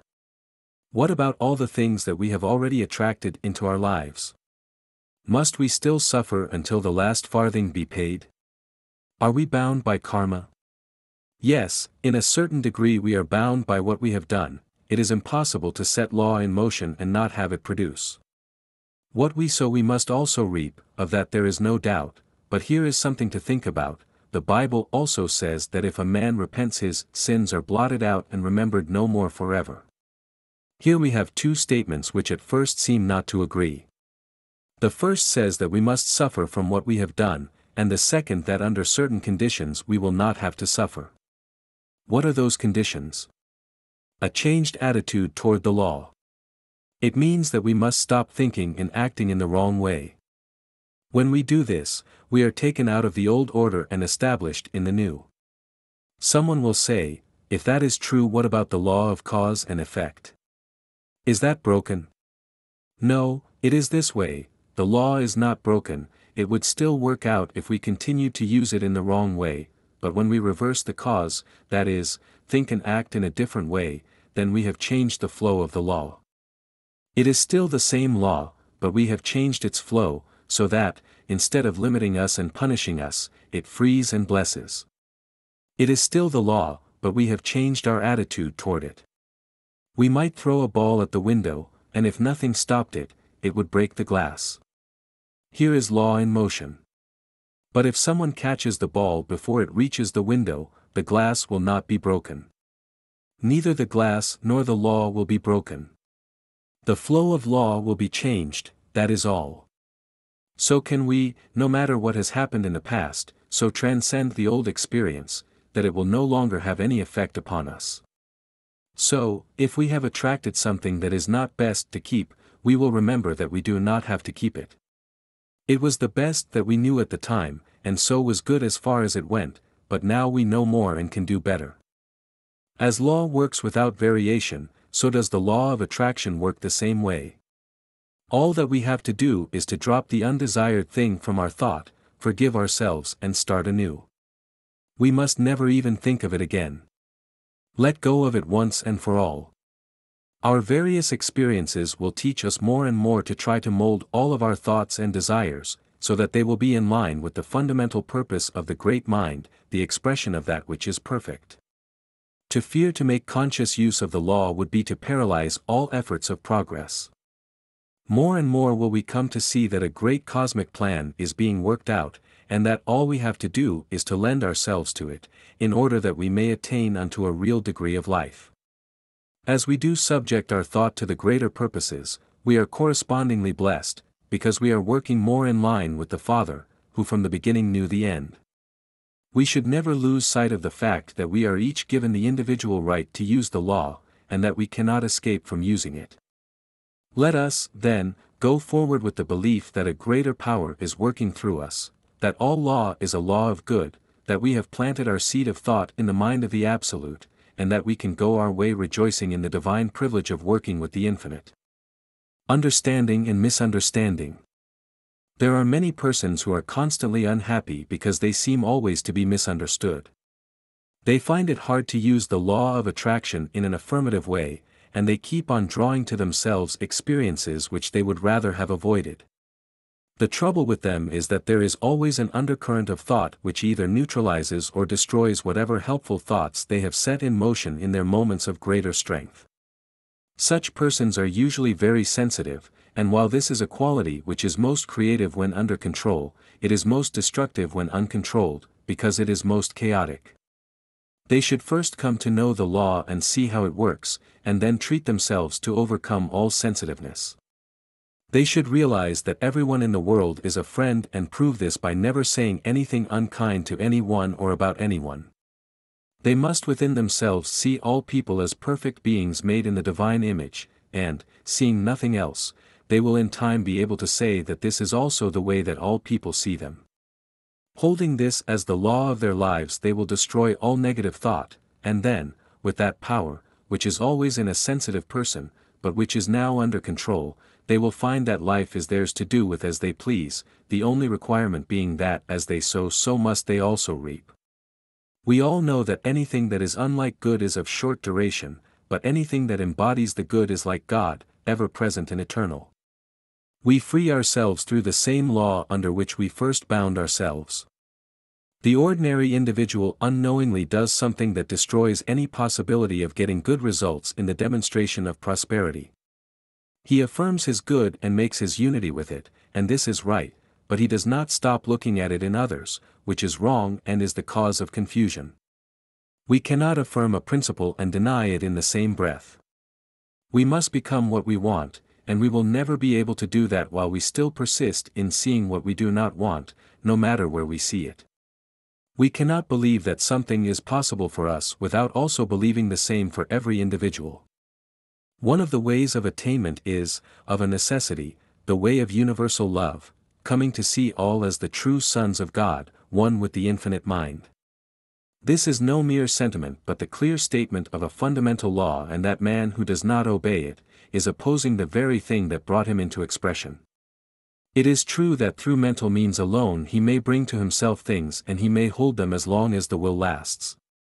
This is the ordinary way, but we want more than compelling things to appear. What we want is that things should gravitate to us because we are employing the same law that God uses. When we so attain this attitude of mind, then that which is brought into manifestation will never be lost, for it will be as eternal as the law of God and cannot be destroyed forever. It is a comfort to know that we do not have to make things happen, but that the law of divine love is all that we will ever need. It will relieve the overworked brain and the fatigued muscle just to be still and know that we are one with the all in all. How can we enter in, if at one and the same time we are believing for ourselves and beholding the beam in our brother's eye? Does that not obstruct the view and pervert our own natures? We must see only the good and let nothing else enter into our minds. Universal love to all people and to all things is but returning love to the source of all love, to him who creates all in love and holds all in divine care. The sun shines on all alike. Shall we separate and divide where God has so carefully united? We are dividing our own things when we do this, and sooner or later the law of absolute justice that weighs out to each one his just measure will balance the account, and then we shall be obliged to suffer for the mistakes we have made. God does not bring this agony on us, but we have imposed it on ourselves. If from selfish motives alone, we must love all things and look upon all things as good, made from the substance of the Father. We can only hope to bring to ourselves that which we draw through the avenue of love. We must watch our thinking, and if we have aught against any soul, get rid of it as soon as possible. This is the only safe and sure way. Did not Jesus at the supreme moment of sacrifice ask that the Father forgive all the wrong that was being cloned to him? Shall we suppose that we can do it in a better way? If we do not at the present time love all people, then we must learn how to do it, and the way will become easier, when all condemnation is gone forever, and we behold only good. God is good and God is love, more than this we cannot ask nor conceive. Another thing that we must eliminate is talking about limitation. We must not even think of it or read about it or have any connection with it in any of our thinking, for we get only that which we think, no more and no less. This will be a hard thing to do. But if we remember that we are working out the science of being, though it may seem long and hard at times, we sooner or later do it, and once done it is done forever. Every step in advance is an eternal step and will never have to be taken again. We are not building for a day or a year, but we are building for all time and for eternity. So, we will build the more stately mansion under the supreme wisdom and the unfailing guidance of the Spirit, and we will do unto all, even as we would have them do unto us. There is no other way. The wise will listen, look and learn, then follow what they know to be the only way that is in line with the divine will and purposes. So shall all see that God is good and in him is no evil. Unusual experience.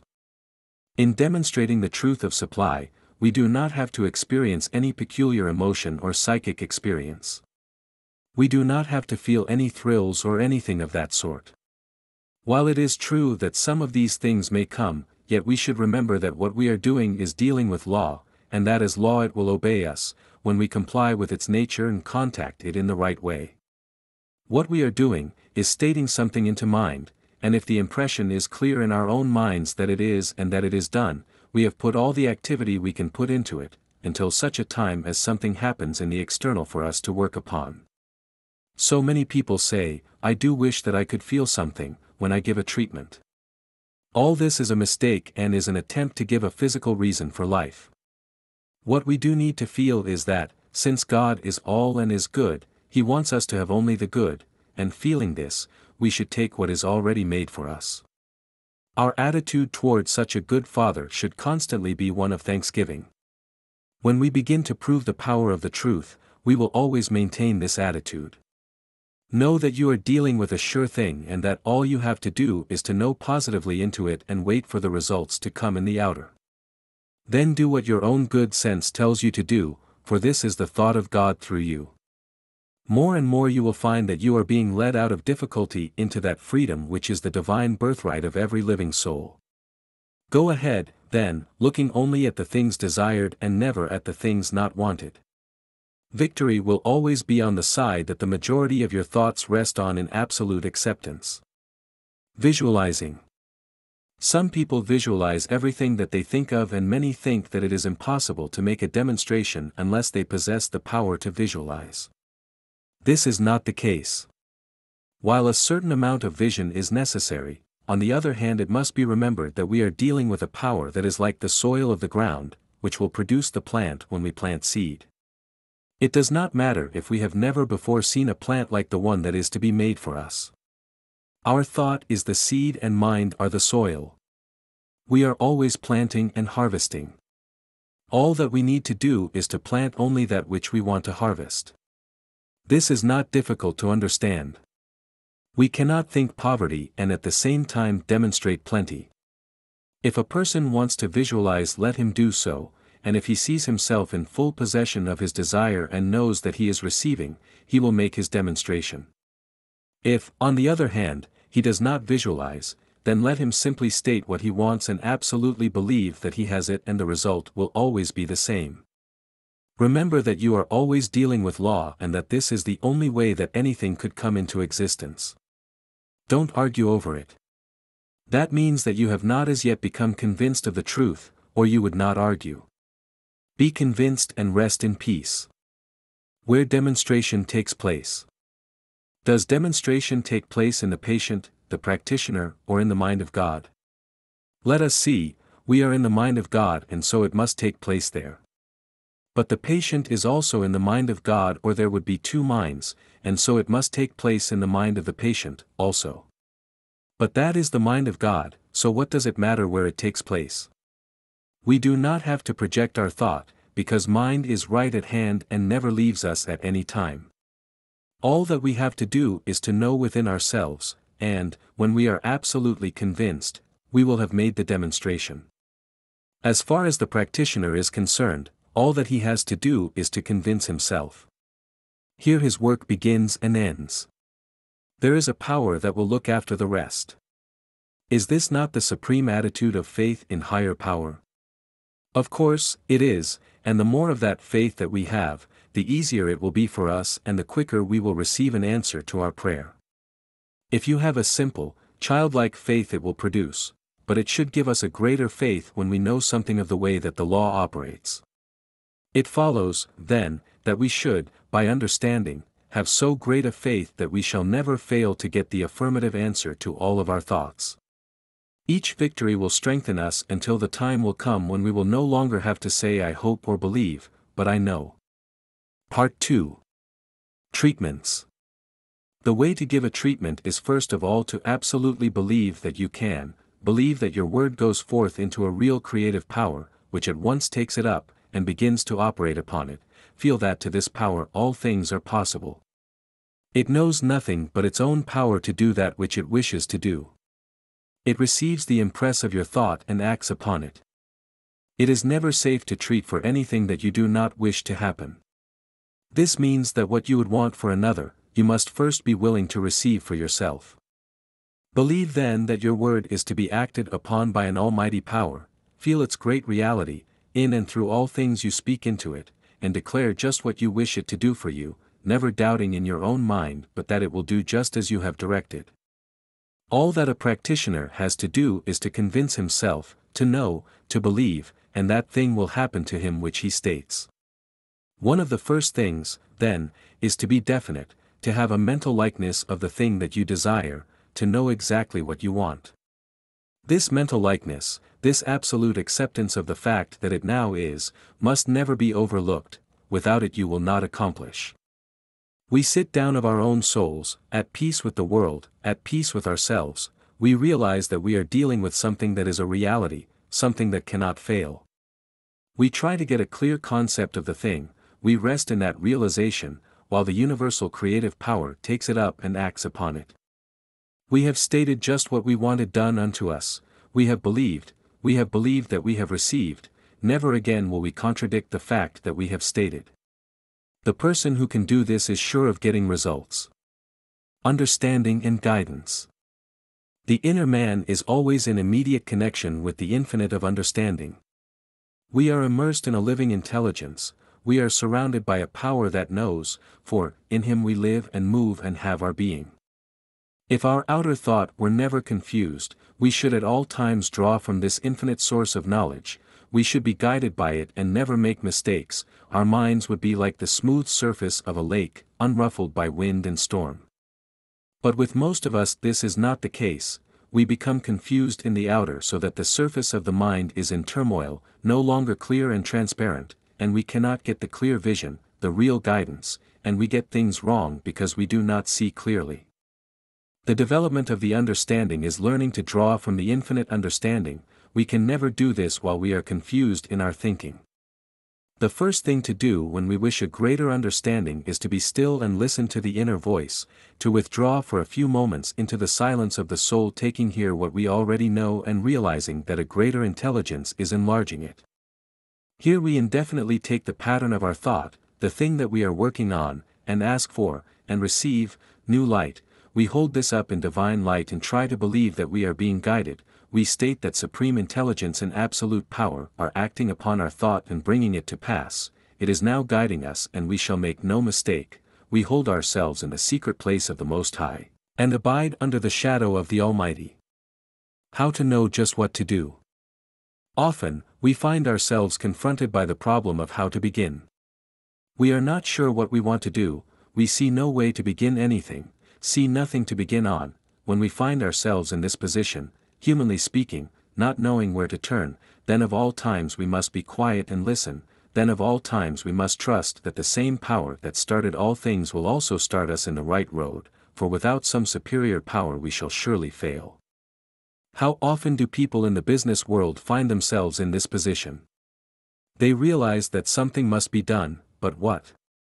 How get the idea to work out? Here we must wait and know that the same power that first thought a universe into being can also think our world and work into being. It knows all things, it knows how to begin, and it cannot fail. We wish in some way to connect with this power that will never fail us, so that we may draw from it some idea to begin with. We must realize that there is something that wants to respond, to make manifest, and in this realization wait for the idea. It may not come at first, but we must be patient, never doubting, and waiting thus in faith, it will come. I once knew a businessman who was connected with a firm that had always been very successful, but at that time something had occurred that was causing them to lose out. This had gone on for a year and things were going from bad to worse. Failure seemed inevitable. He became interested in new thought. He was told he could draw an idea from the infinite and work it out on the plane of the visible. He told his partners that he wished to go home for a few days and that when he came back, he would have worked out an idea which would put the business on a successful basis. They laughed at him, as people generally laugh at something they do not understand, but having no other plan they gave their consent. He went home and for 3 days sat in deep thought, claiming supreme guidance and absolute leading of the Spirit. During this time a complete plan formulated in his mind as to the exact method to pursue in the business. He returned and told his plan to his partners.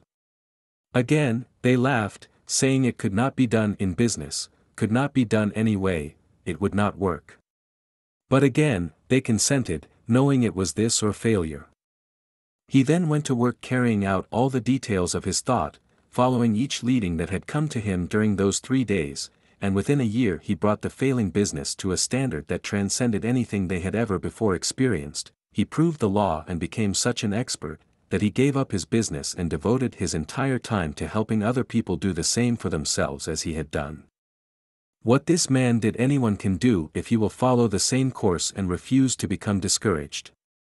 There is a power that simply awaits our recognition of it, to spring into our thought as an unfailing leading, an unerring guidance. To those who lean on the ever outstretched arm of the infinite, life is big with limitless possibilities. We must wait and listen, then go about our outer business with an inner conviction that we are being led into a more perfect expression of life. All can do this. Following up a thought. When we feel that we do have the right leading, when that something inside us tells us that we are led, then, no matter what it appears like, we must follow it up. Something beyond our intelligence is doing the thing through us and we must do nothing to contradict it. Perhaps it will cause us to do something that seems to go contrary to the experience of the race. This makes no difference. All advance in invention and all advance along any line has always gone ahead of what the experience of the race thinks is possible. Great men are the ones who get a vision and then go to work to make it come true, never looking to one side but with one-pointedness and calm determination, stick to the thing until it is accomplished. It may take much patience and a great deal of faith, but the end is as sure as is the reality of a supreme being itself. Never hesitate to trust in that inner leading, never fear but it will be right. We are all in the midst of supreme intelligence, it presses against the doors of our thought, waiting to be known. We must be open to it at all times, ready to receive direction and to be guided into greater truths. The single stream of thought. ATE are all in mind and what we think into it is taken up and done unto us. This means that as we think it will be done. We cannot think one way one day and change our thought the next and hope to get the desired results. We must be very clear in our thought, sending out only such thoughts as we wish to see manifested in our condition. Here is something worth remembering. Unless we are working with people who think as we do, we had better be working alone. One stream of thought, even though it may not be very powerful, will do more for us than many powerful streams that are at variance with each other. This means that, unless we are sure that we are working with people who harmonize, we would better work alone. Of course, we cannot retire from business simply because people do not agree with us, but what we can do is to keep our thoughts to ourselves. We do not have to leave the world in order to control our thought, but we do have to learn that we can stay right in the world and still think just what we want to think, regardless of what others are thinking. One single stream of thought, daily sent out into creative mind, will do wonders. Within a year the person who will practice this will have completely changed his conditions of life. The way to practice this is daily to spend some time in thinking and in mentally seeing just what is wanted, see the thing just as it is wished and then affirm that this is now done. Try to feel that what has been stated is the truth. Words and affirmations simply give shape to thought, they are not creative. Feeling is creative, and the more feeling that is put into the word the greater power it will have over conditions. In doing this we think of the condition only as an effect, something that follows what we think. It cannot help following our thought. This is the way that all creation comes into expression. It is a great help to realize mentally that at all times a great stream of thought and power is operating through us, it is constantly going out into mind, where it is taken up and acted upon. Our business is to keep that stream of thought just where we want it to be ready at any time to act when the impulse comes for action. Our action must never be negative, it must always be affirmative, for we are dealing with something that cannot fail. We may fail to realize, but the power in itself is infinite and cannot fail. We are setting in motion in the absolute a stream of thought that will never cease until it accomplishes its purpose. Try to feel this, be filled with a great joy as you feel that it is given to you to use this great and only power. Keep the thought clear and never worry about the way that things seem to be going. Let go of all outer conditions when working in mind, for there is where things are made, their creation is going on, and it is now making something for us. This must be believed as never believed before, it must be known as the great reality, it must be felt as the only presence. There is no other way to obtain.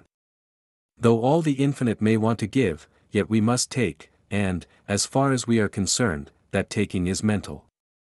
Though people may laugh at this, even that does not matter, he laughs best who laughs last. We know in what we believe, and that will be sufficient. Enlarging our thought. We can never stand still in our thought. Either we will be growing or else we will be going back. As we can attract to ourselves only what we first have a mental likeness of, it follows that if we wish to attract larger things, we must provide larger thoughts.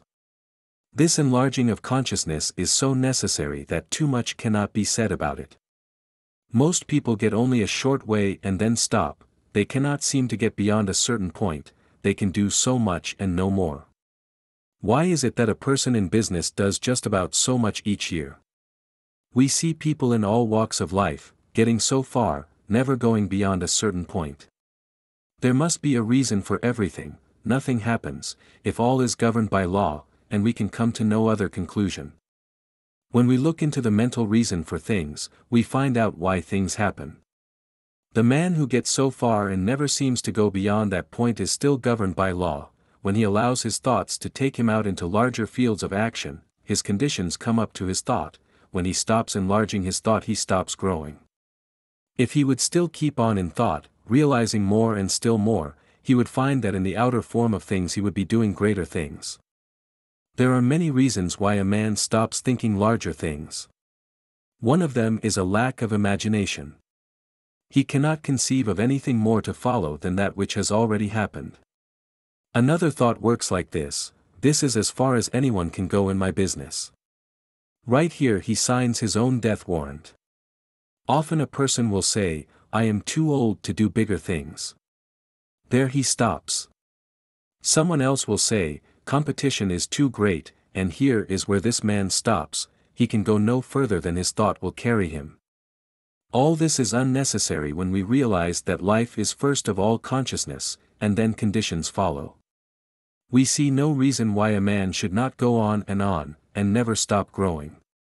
No matter what age or what circumstance, if life is thought, we can keep on thinking bigger things.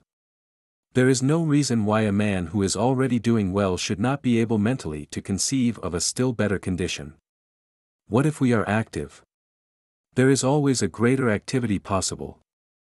We can still see a little beyond what has come before. This is just what we should do, see, even though it be but a little beyond our former thought. If we always practice this, we will find that every year we shall be growing, every month we shall be advancing, and as time goes on, we shall become really great. As there is no stopping in that power, which is infinite, as the limitless is without bounds, so should we keep on trying to see more and greater possibilities in life. We should definitely work every day for the expansion of thought. If we have 50 customers a day, we should endeavor to believe that we have 60. When we have 60, we should mentally see 70. This should never stop, there is no stopping place in mind. Let go of everything else, drop everything else from your thought, and mentally see more coming to you than has ever come before, believe that mind is establishing this unto you, and then go about your business in the regular way. Never see the limitation, never dwell upon it, and above all things else never talk limitation to anyone. This is the only way, and there is no other way to grow a larger thought. The man with the big thought is always the man who does big things in life. Get hold of the biggest thing that you can think of and claim it for your own, mentally see it and hold it as a thing already done, and you will prove to yourself that life is without bounds. Always be gathering. There is no reason why a person should ever stop. This does not mean that we should be miserly, trying to accumulate more and more to hold, but that our thought should so enlarge that it cannot help gathering more and more, even though, on the other hand, or with the other hand, we are ever distributing that which we gather. Indeed, the only reason for having is that we may give out of that which we have. No matter what big thing happens to us, we should still be expecting more and more. Even when we think that we have at last arrived, right at the moment when it seems as though life had given us all that we could stand, right here let it be but a beginning for still greater things. No matter how large the picture that you hold in mind, make it larger. The reason why so many people come to the point where they stop is that they come to a point where they stop growing in their own minds.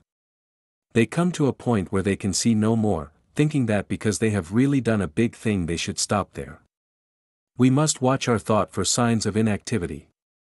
Nothing in the universe ever stops. Everything is built on a boundless basis, drawn from a limitless source, come forth from an infinite sea of unmanifest life. We speak forth into this life and draw back from it all that we first think into it.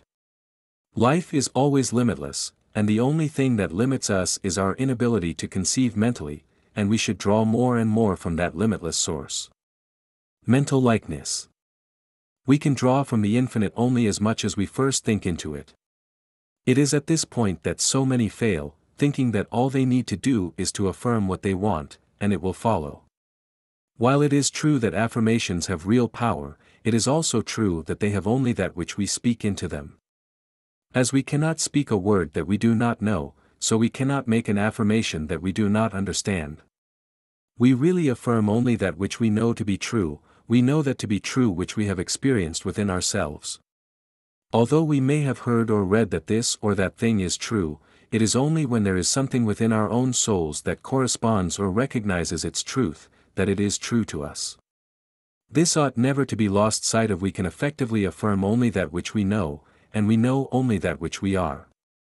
It is herein that we see the necessity of providing within a greater concept of life, a bigger idea of ourselves and a more expanded concept of the universe in which we live, move and have our being. This is a matter of inner growth together with the enlarging of all lines of thought and activity. If we want to do a thing that is really worth doing, we must mentally grow until we are that thing, which we want to see made flesh. This may take time, but we should be glad to use all the time necessary to our own development. But few people in limitation have a mental likeness of plenty. This likeness must be provided. The thought must be large enough to cover the whole of the thing desired. A small thought will produce only a small thing. The very fact that all is mind proves this to be true. All is mind and, because it is, we can draw from that mind only that which we first think into it as a reality. We must become the thing we want. We must see it, think it, realize it, before the creative power of mind can work it out for us. This is an inner process of the expansion of consciousness. It is a thought, growing and realizing within. All can do this who wish and who will take the time and trouble, but it will mean work. The majority of people are too lazy to make the effort. Daily we must train our thought to see that only which we wish to experience, and since we are growing into what we are mentally dwelling upon, we should put all small and insignificant thoughts and ideals out of our thinking and see things in a larger way. We must cultivate the habit of an enlarged mental horizon, daily seeing farther and farther ahead, and so experiencing larger and greater things in our daily life.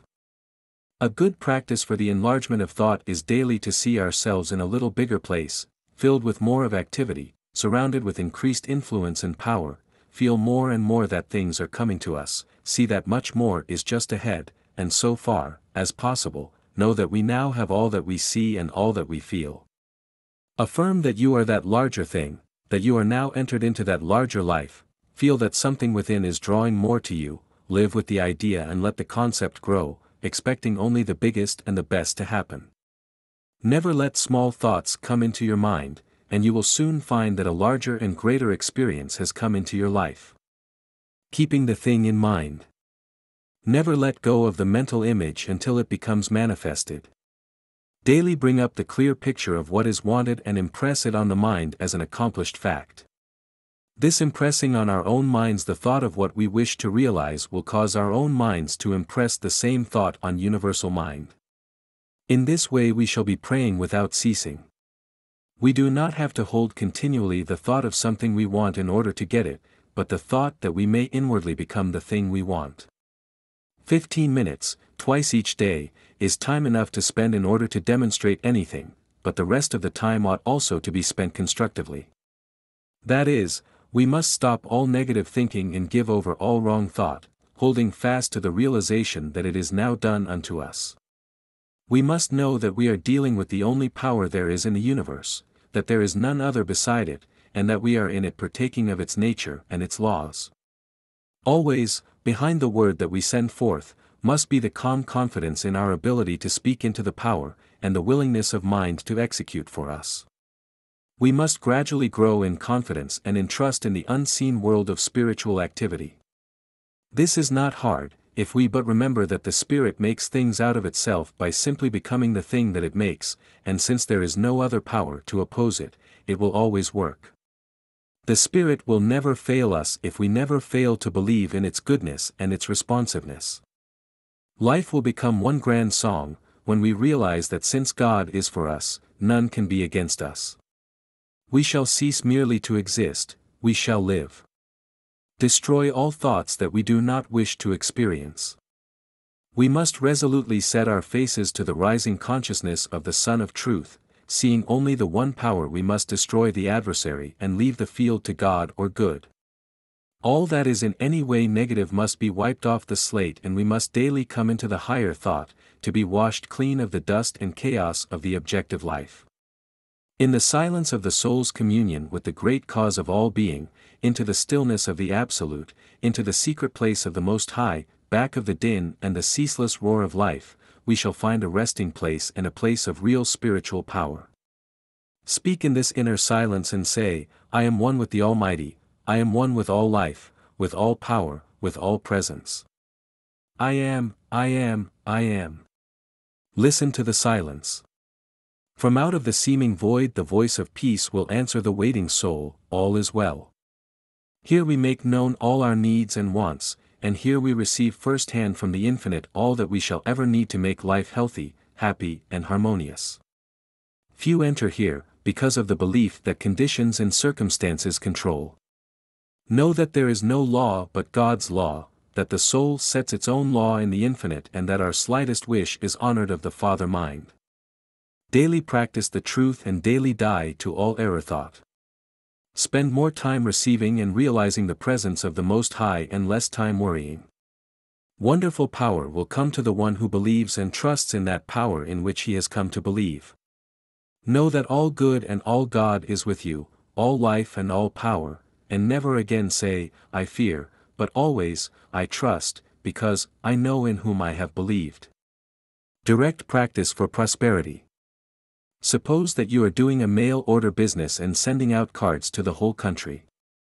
Take the cards into your hands, or simply think of them and declare into the only mind that they will accomplish that for which they are sent out, know that every word written on them is truth and carries its own conviction with it, see them each reaching that place where it will be received with gladness and read with interest, declare this to be so now, feel it to be the truth. Mentally assert that each card will find its way to the exact place where it will be wanted and where it will benefit the receiver, feel that each card is cared for by the Spirit, that it is a messenger of truth and power and that it will carry conviction and realization with it. When the word is spoken, always feel that mind at once takes it up and never fails to act upon it. Our place in the creative order is to know this and to be willing to do all that we can without hurry or worry, and, above all else, to trust absolutely in the Spirit to do the rest. He who sees most clearly and believes most implicitly will make the greatest demonstration. This one should be you and will be you as soon as the false thought is gone and the realization that there is, but the one power and the one presence comes. We are wrapped in an infinite love and intelligence, and we should cover ourselves with it and claim its protection from all evil. Declare that your word is the presence and the activity of the power of all that is and wait for the perfect concept to unfold. Race consciousness. One of the things which greatly hinders us from demonstrating a greater degree of prosperity we may call race thought or race consciousness. This is the result of all that the race has thought or believed. We are immersed in it, and those who are receptive to it are controlled by it. All thought seeks expression along the lines of least resistance. When we become negative or fearful, we attract that kind of thought and condition. We must be sure of ourselves, we must be positive, we must not be aggressive, but absolutely sure and poised within. Negative people are always picking up negative conditions, they get into trouble easily. Persons who are positive draw positive things, they are always successful. Few people realize that the law of thought is the great reality, those thoughts produce things. When we come to understand this power of thought, we will carefully watch our thinking to see that no thought enters that we should not want made into a thing. We can guard our minds by knowing that no negative thought can enter, we can daily practice by saying that no race thought of limitation can enter the mind, that Spirit forms itself around us and protects us from all fear and from all limitation. Let us clothe ourselves in the great realization that all power is ours and that nothing else can enter. Let us fill the atmosphere of our homes and places of business with streams of positive thought. Other people will feel this and will like to be near us and enter into the things that we enter into. In this way we shall be continually drawing only the best. Developing intuition. If a person always lived near to mind, he would never make any great mistakes. Some seem to have the faculty of always knowing just what is best to do, they always succeed because they avoid making errors. We can all so train ourselves that we will be guided by the supreme mind of the universe, but we can never do this until we believe that we can receive direct from the source of all knowledge. This is done by sitting in the silence and knowing that the Spirit is inwardly directing us. We should try to feel that our thought is being permeated by the thought of the Spirit. We should expect it to direct but should never become discouraged if at once a direct impression is not received. The work is going on even if it is not seen or even felt. Thought is forming in our mind and in time will come forth as an idea. When the idea does come, always trust in it even though it may not seem to be quite as we had expected. The first impressions are usually the most direct and the clearest, they are generally direct from the mind of the universe and should be carefully worked out into expression. We declare as we sit in the silence that the Spirit of all knowledge is making known within us just what we should do, that it is telling us just what to say or where to go. Have absolute reliance on this as it is one of the most important things to do. We should always get that inner assurance before undertaking any new enterprise, being sure that we have really put the whole thing into the hands of life and that all that we have to do is to work it out in the outer. We shall learn to avoid mistakes when we learn to be directed by that inner voice that never makes mistakes. We should declare in the silence that intelligence is guiding us, and it will do so. Presence of activity. Suppose that your place of business does not seem to manifest any activity, that is, suppose that customers do not come. To the person in the business world, the presence of customers generally means activity. Suppose that you have come to believe that the principle will work in the smallest as well as in the greatest things. What you want now is a greater activity. How are you going to see activity when there is none? Here is a great question in truth. Must we overlook that which we see, and that which we have experienced? Yes, absolutely, there is no other way. If we keep on seeing the thing as it appears, we will never be able to change its appearance. What we must do, then, in spite of the seeming inactivity, is still to know and mentally to see and declare that we are in the midst of activity. Feel this to be true, mentally see the place crowded, know that it is packed full of customers all the time, declare that your word draws them in, have no sense of strain about it whatever, simply know that you are dealing with the only power that there is, it will work, it must work. Realize when you have spoken the word that a greater power has taken it up and that it is being established unto you. Have no idea of limitation, speak forth into mind with perfect trust. If you have the ability mentally to see the place full, combine this with the word, and daily visualize it as being filled. Always combine faith in the higher power with all that you do, feel that you are being especially looked after. This is true. When a soul turns to the universe of unmanifest life, at the same time it turns toward him. Jesus told this in the story of the prodigal son, the father saw him afar off. Always there is that inward turning to us of the parent mind when we turn to it and place ourselves in closer contact with life. We must keep our mind clear so that when the Spirit brings the gift, we will be open to receive it.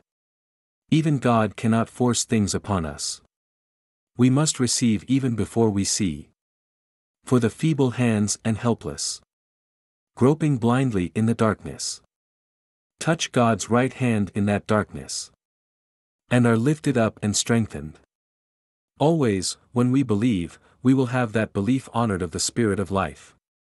Mentally seeing just what we want, still seeing even though the heavens fall, we shall succeed in proving that the law of life is a law of liberty. God made man to have all that the universe contained and then left him alone to discover his own nature. Stop all striving, all struggle, and within your own soul know the truth and trust absolutely in it.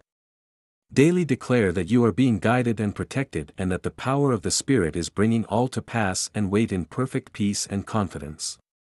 Such an attitude of mind will overcome anything and will prove that spiritual thought force is the only real power in the universe. Drawing your own to you. Suppose that you wish to draw friends and companions to you, that you wish to enlarge your circle of friendships. This, too, can all be worked out by law, for everything can be worked out by the same law, the reason being that all is one and that the one becomes the many in expression. There are too many people in the world who are lonesome because they have a sense of separation from people. The thing to do is not to try to unify with people, but with the principle of life behind all people and things. This is working from the center and not the circumference. In this one mind are the minds of all people. When you unite your thought with the whole, you will be united with the parts of the whole. The first thing to do, then, is to realize that life is your friend and companion, feel the divine companionship, feel that you are one with all life, declare that, as this thought awakens within your mind, so does it awaken within the mind of the whole race, feel that the world is being drawn to you, love the world and everyone who is in it, include all, if you would be included in all. The world seeks strength, be strong. The world loves love, embody it, see the good in all people, let go of all else. People will feel your love and will be drawn into it. Love is the greatest power in the universe, it is at the base of all else, it is the cause of all that is.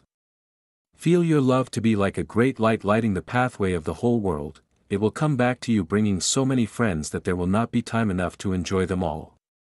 Become a real friend and you will have many friends. Be sufficient unto yourself and at the same time include all else, and people will feel your strength and will have a desire to come into the radiance of it. Never become unhappy or morbid, always be cheerful and radiate good nature and happiness, never look depressed or down in the mouth, the world is attracted to the strongest center of cheer and good fellowship. Never allow your feelings to be hurt. No one wants to hurt you, and none could, even though they did want to, you are above all that. Wherever you go, know that the Spirit of truth goes before and prepares the way, bringing to you every friend and influence that will be necessary to your comfort and well-being. This is not selfishness but good sense and will surely bring to you a harvest of friends and companions. Declare unto mind that you are now linked with all people and that all people are linked with you, see yourself surrounded with hosts of friends, mentally feel their presence and rejoice that all good is yours now. Do this no matter what seems to happen, and it will not be long before you will meet wonderful friends and will be brought into touch with the great of the world. The final word. In the last analysis, man is just what he thinks himself to be. He is big in capacity if he thinks big thoughts, he is small if he thinks small thoughts. He will attract to himself what he thinks most about. He can learn to govern his own destiny when he learns to control his thoughts. In order to do this, he must first realize that everything in the manifest universe is the result of some inner activity of mind.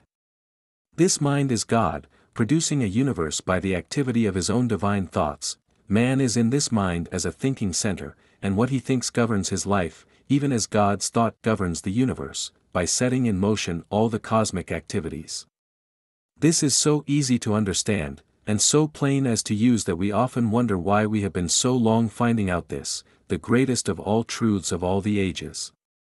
Believing, thinking what is believed to be true, thinking into mind each day that which is wished to be returned, eliminating negative thoughts, holding all positive thoughts, giving thanks to the Spirit of life that it is so, trusting always in the higher law, never arguing with oneself or with others, using, these are the steps which, when followed, will bring us to where we shall not have to ask if it be true, for, having demonstrated, we shall know. The seed that falls into the ground shall bear fruit of its own kind, and nothing shall hinder it. He that hath ears to hear, let him hear. The end.